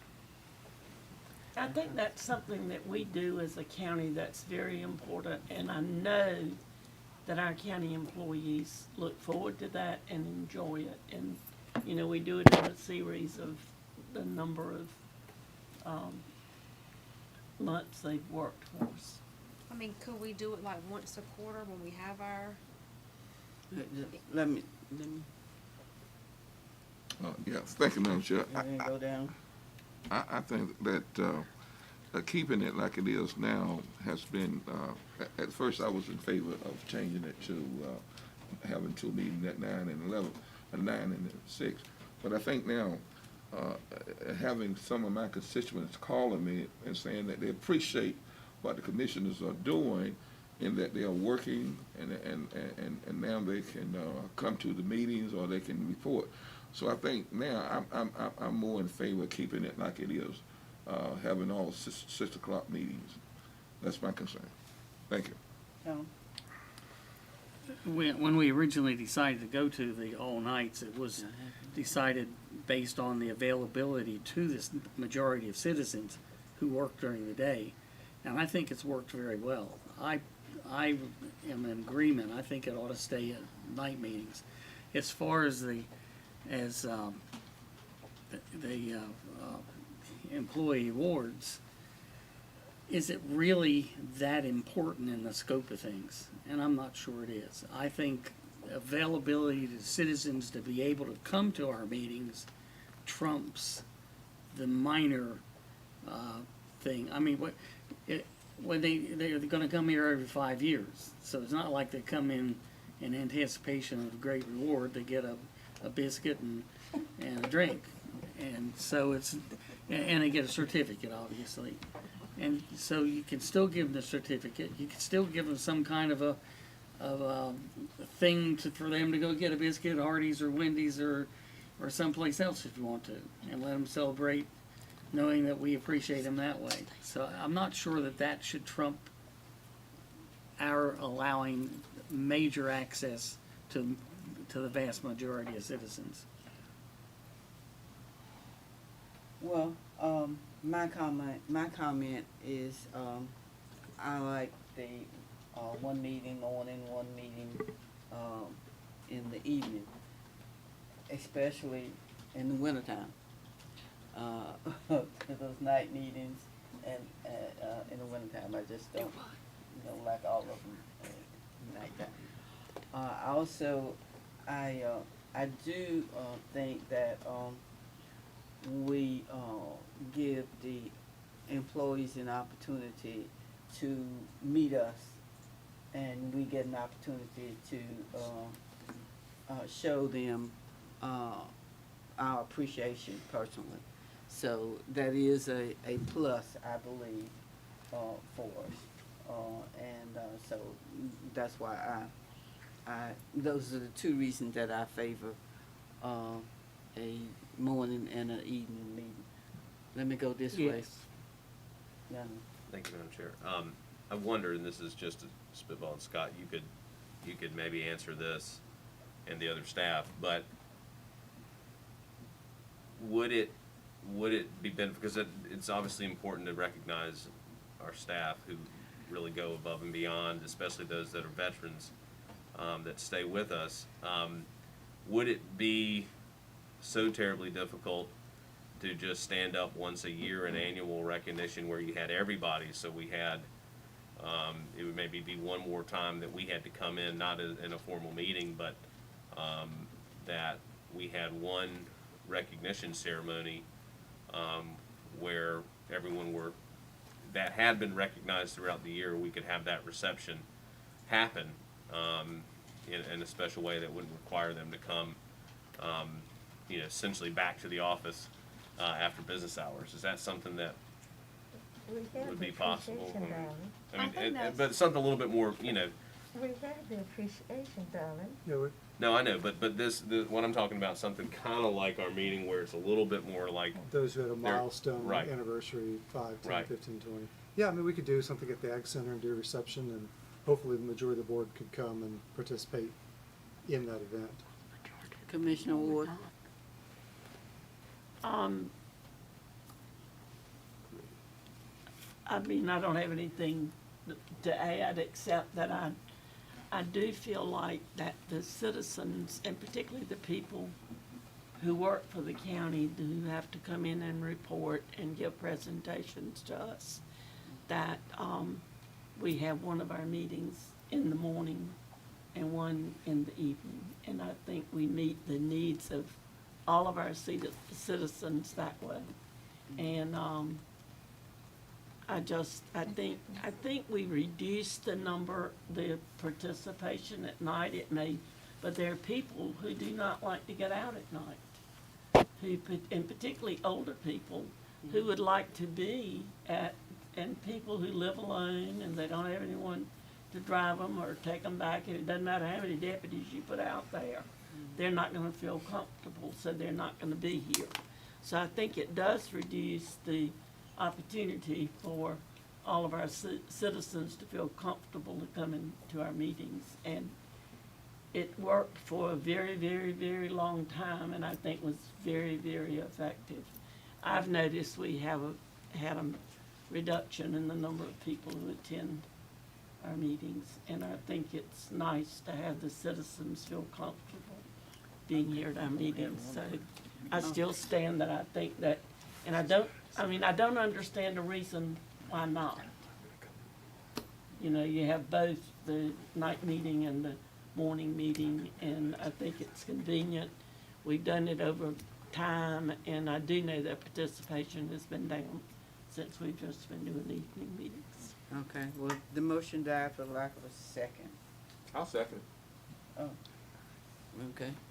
It's been moved and seconded. Are you ready for the question? Ready to vote? All those in favor of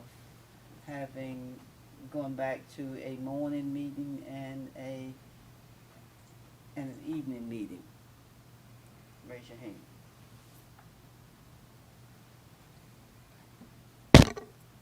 You got that?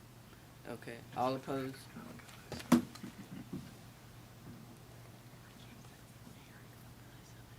Okay.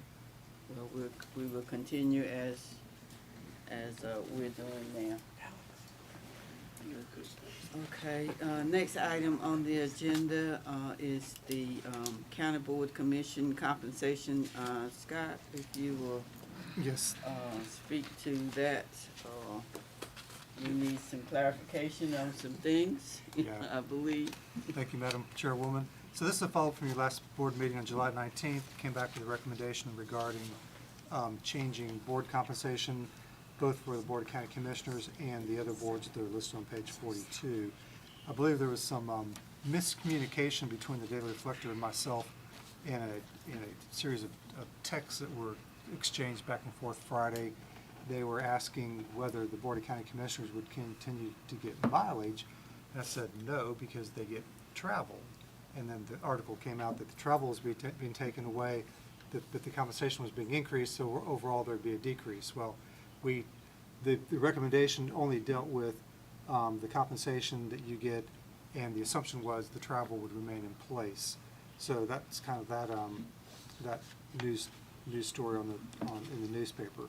So you have in front of you, you have on page 42 showing the annual difference in additional money that it would cost to take on the Board of County Commissioners. Recommendation is to take the sheriff by $3,000, the vice sheriff by $2,000, and each commissioner by $1,000. That'd be an additional $12,000 per year. And then for the different boards, Board of E&R, Board of Health, DSS, Planning, and Board of Adjustment, to set a threshold of $75 per meeting for the chair and $50 per member. Now, one other thing that came to light, and I do remember hearing this years ago, as it pertains to the Board of County Commissioners, and that is that any changes in your compensation can only be considered and approved and implemented at the time of budget, in terms of when you adopt the budget ordinance, and that once that budget ordinance is adopted for the new fiscal year, you cannot by statute change that that amount of money. So you could act on this, and this would be a directive for us then to include this in next year's budget process for the budget ordinance coming up for fiscal year 22-23, if you so chose. What about the other boards? You could do it now, but I think for consistency, I would do them all together, but you could if you wanted to. If you wanted to go ahead and let the county attorney correct me if I'm wrong, but we can do the balance of the boards now. You What- could, what- but you what still, does the this mean, principle still applies. The statutory prohibition doesn't, but the principle still applies, that it's unbudgeted at this time, and that it's preferred that it be in your annual budget. Are you speaking to the other boards too? The other boards is what I'm speaking to, yes. Okay, okay. I have a question about this. Yes. On this compensation list, it has chairman, a different amount in, member, than the member. The way we operate, some of us would never be chair, and I don't think this is a very fair thing unless you're gonna do an automatic rotation.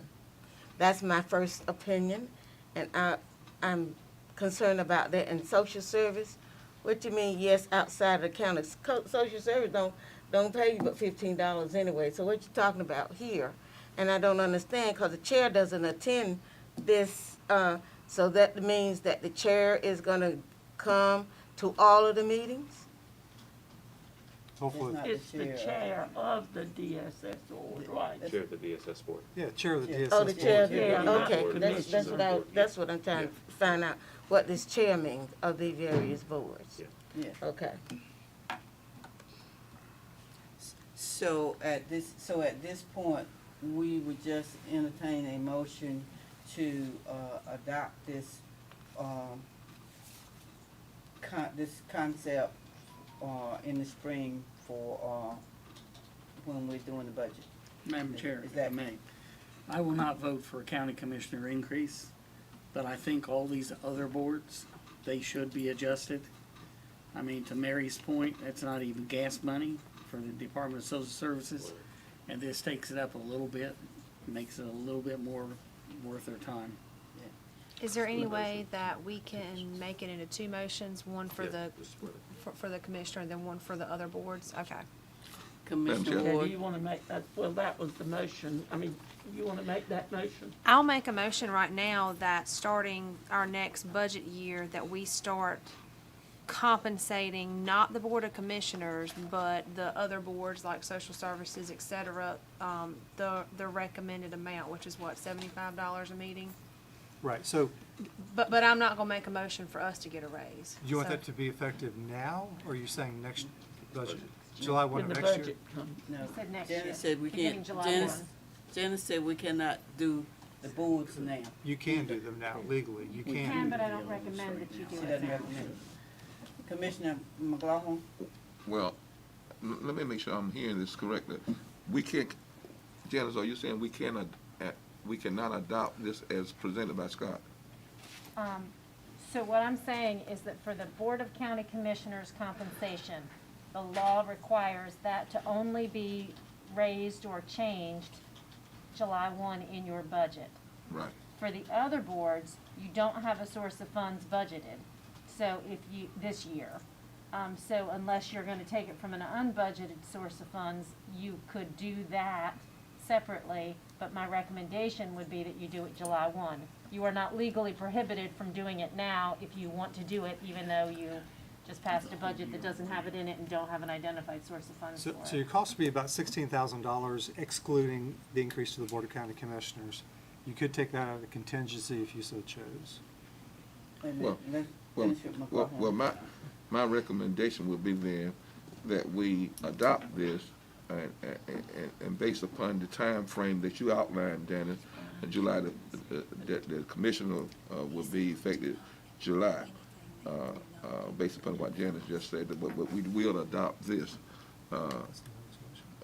with the exception of July being the commissioner time to for the effective pay. I think that's I'd like where to make a substitute that's where I heard it. Excuse me, let's take this We in. have a motion and Okay, thank you, Madam Chair. So I don't see any problem splitting the motions if necessary. And I believe Commissioner White was making a motion that we take Attorney Gallagher's recommendation that if we did implement the guidelines as outlined by the manager for the other boards and commissions, not our commission, that we address those in the next budget year. And if that is in fact Commissioner White's motion, I will second that motion, and I expect we'll have a separate motion on the commissioner pay. But I don't see any reason to split. I don't see a problem splitting it, splitting those motions. But she is not, the attorney is not recommending that we do That's right. the boards now. No. So the same, but in the same principle that we're talking about doing the commission Okay, pay we're in the just separate doing it in a motion. separate- Yeah, in a we're just separate doing it motion. in separate motion, but we wouldn't make them effective until next budget year. Okay, Yeah. all right. Is that Commissioner White? Is that what you're? Yes, Yeah. because, Yeah. yes. I would like to make a I don't think it substitute would be a motion. good idea to take money from unbudgeted, or have Yeah. unbudgeted funds. Right, I agree. Okay, so, all, I want to make a substitute motion.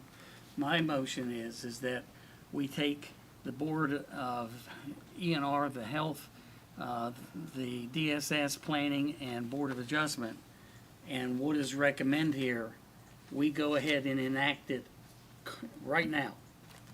I mean, it's not going to cost us but $16,000. And these boards are not compensated adequately. The Board of Health, I mean, I was on it for a number of years, and we never got anything for that. We went to a lot of meetings, there's a lot of Saturday meetings and so on, and so the boards are somewhat involved. And so I'd like to see us go ahead and enact it right now for those boards.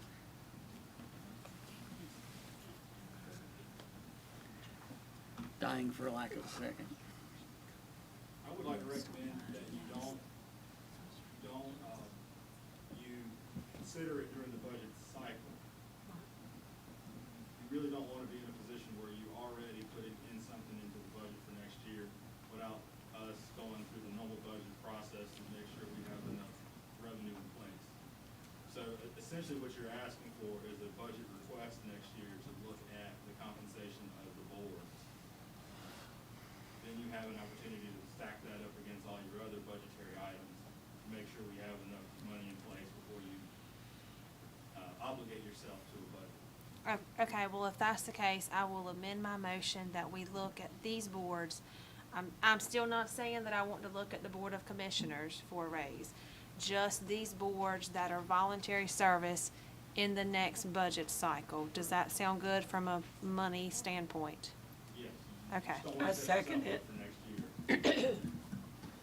okay, And that's how I understood the motion, Madam Chairman. That's how I was reading your motion, which is, because you can't adopt a part of your budget now, is what Brian is saying. But what you're essentially doing is you're directing that the proposed budget include sufficient funding to increase the amount of compensation for these other boards. Yes. And that you don't have to take additional action when Brian presents a budget or when the county manager presents a budget next July. It's already in there. Yes. so does that also mean for the commissioners? We'll have to do a separate motion. Not in my We have to do a motion. That'd be a separate, separate we have to do a motion. separate. Right. No. Okay, motion all for right, them. so all in favor of, The 5 boards excluding the Board of County Commissioners. okay, 5 boards in excluding the county commissioners. Be sure to include that. All in No. favor, are you raising your hand, Perkins Williams? I can't tell. Did you? Did you, okay. So it passes unanimously? Okay. So there's still another motion on the floor by Commissioner Albright. Did that have a second? By me? Huh? Motion to adopt compensation recommendation as presented for the Board of Commissioners? No, that was That was not me. Nunley, I mean, McLaughlin. So Yeah, those second. two didn't have a second. You got a I'll second? second. Second? Okay. It's been moved and second that, Now, what was that motion? yeah, The county commission had The it. same thing for the county commissioners. it would, that staff would look at county commissioners' compensation at the beginning of the budget year Yes. of next year. Next year. And if we vote in the affirmative? Yeah. So, We haven't so it's voted on not, that yet. it's just putting it in motion that they would look at it. Right. Okay, all in favor, raise your hand.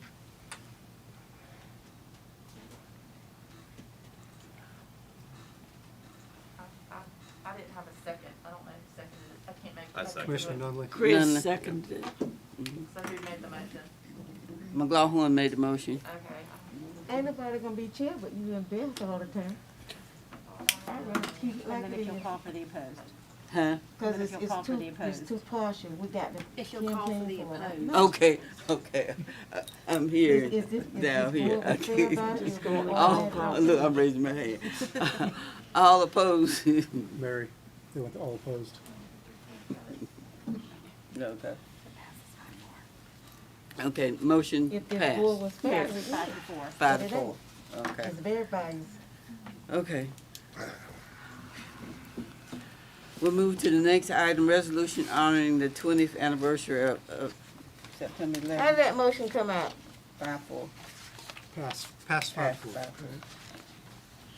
See, it didn't make any difference anyway. Is that, Yeah, so before you have the resolution for the 9/11 20th anniversary that's been prepared for your consideration. I move to accept the resolution. Madam Chair? yes. And this may be ridiculous, but the last whereas, U.S. military, if we're making a resolution, I think that it would be beneficial to also include in whereas, U.S. military, federal, state, and local law enforcement and first responders, if we're gonna, because we have not just military. That's a good idea. Just I a accept small that. thing, but No, That's a good idea, you're right, Chris. there's a lot of Okay. homegrown So, terrorism. you accept his, I accept that added to my So motion. add that into the last add, whereas. after U.S. military, just add federal, state, local. And Law Chris, was that a enforcement second, or first do you need me to Are second we that? promoting homegrown terrorism? okay, I didn't. who seconded?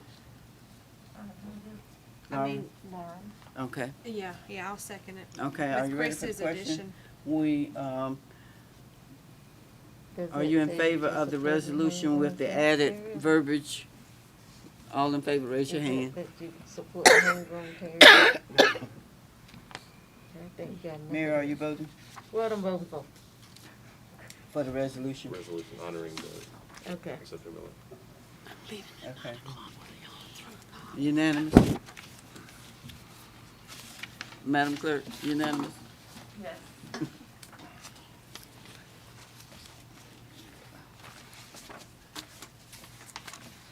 I like the motion. Oh, we on the next thing? Yes. I like to I offer the keep- motion that I we, keep- make I'm this. sorry, I keep losing appoint my Mrs. paper. Esther Hammond. That's the appointment to the Pitt County Nursing Home Adult Care Community Advisory Committee. Yes. Yes. I second the motion. Appointments to, Pitt County, contract with the, We've removed number 4. You're on We've number removed rem- number 4. see my sheet I had removed on it. And now we're on 49. Okay, it's getting late. It's getting late, y'all.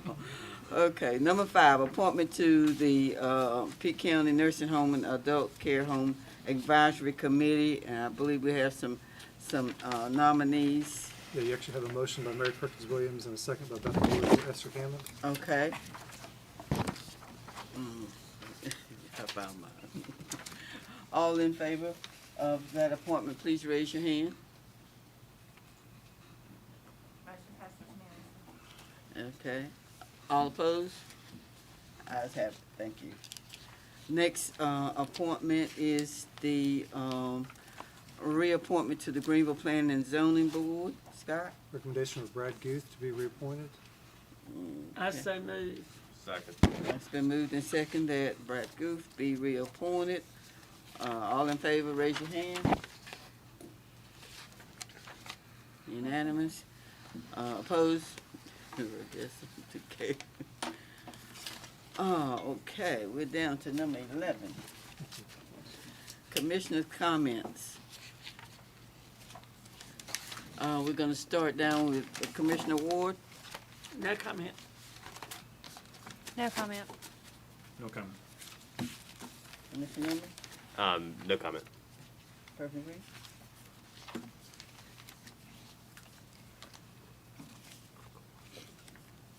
We have to be serious about drainage, working on it, and I would like to see some more of you at least tackle this. It's a problem, and we can't keep pushing, do like Glenn called it, kicking the can down the creek or kicking the can down the road. It's a serious problem, and it's affecting home life for families. So since the commissioner's comments are always a part of the report, I'd like to say to the citizens, we are getting a lot of rain. It takes a little time for government to move, but we are looking at it. Commissioner McGraw? No comment. No comment. I'd like to comment on a fact that we as a county don't have any way to be able to enforce, I'm going to say, people to take care of their property. I live in Cherry Oaks. It's in the ETJ, and there's a property on Cherrywood that it looks like the Adams family's house. It's all grown up. It looks like it's ready for Halloween, 365 days a year. It's just a mess. It has not been lived in probably a decade, maybe longer. It's an abandoned house, although it's still on the tax rolls, and the people that own it live in Southern Pines. And my point is that there's nothing that the next door neighbor can do to try to get their neighbor, the owner, to take care of their property. Now, I don't want to go as draconian as maybe the city of Greenville does, but I just think that we as a county ought to have something on the books to where we can go out there and we can at least talk to people and say, look, you got to mow your grass, you got to pick up the limbs, you got to keep your house in a reasonable state of repair so that it doesn't devalue the property next door. It's so unfair. So I'd like to ask staff to at least look into that as to what might we be able to do as commissioners that would, again, not be as draconian as the city of Greenville, but be able to put some teeth into it, whereas now apparently there's no recourse whatsoever. Well, thank you. My comments are that, and I was going to say this before the health director made his recommendations to us, but I was going to say to the public that because of the Delta variant, that I encourage you to wear your mask or get vaccinated. Protect yourselves, protect your families, and all. That was my encouragement to the public. So at this time, we will go into closed session. Madam Chairman, I just spoke to the attorney and she said that what was coming into closed session, since it's almost 10 o'clock, we could wait till the next meeting, that it wasn't time sensitive. Scott, you feel that way? Yes, I think the thing with personnel, Yeah, we need the to. HR director could reach out to each commissioner to tell you what she was going to tell you. Okay, So you could forego it. okay. Well, then I'd like for us Well, to do I don't know that. that. Unless the chair feels like you want to have it. Well, it's just a matter of 5 minutes. No, never seen that happen. Yes. Okay. 5 minutes. Madam Attorney. Yes, it has been suggested that this board go into closed session pursuant to North Carolina General Statute 143-318.11A3 under attorney-client privilege, 143-318.11A6 to discuss a matter involving personnel, and 143-318.11 to review confidential information contained in your closed session minutes. With that, Okay. you'll need a motion. Now, can I have a motion to go into closed session? So moved. Okay, it's been moved and seconded. We go into closed session. Second. Raise your hand in favor. Thank you. We've had her sitting out here the whole time.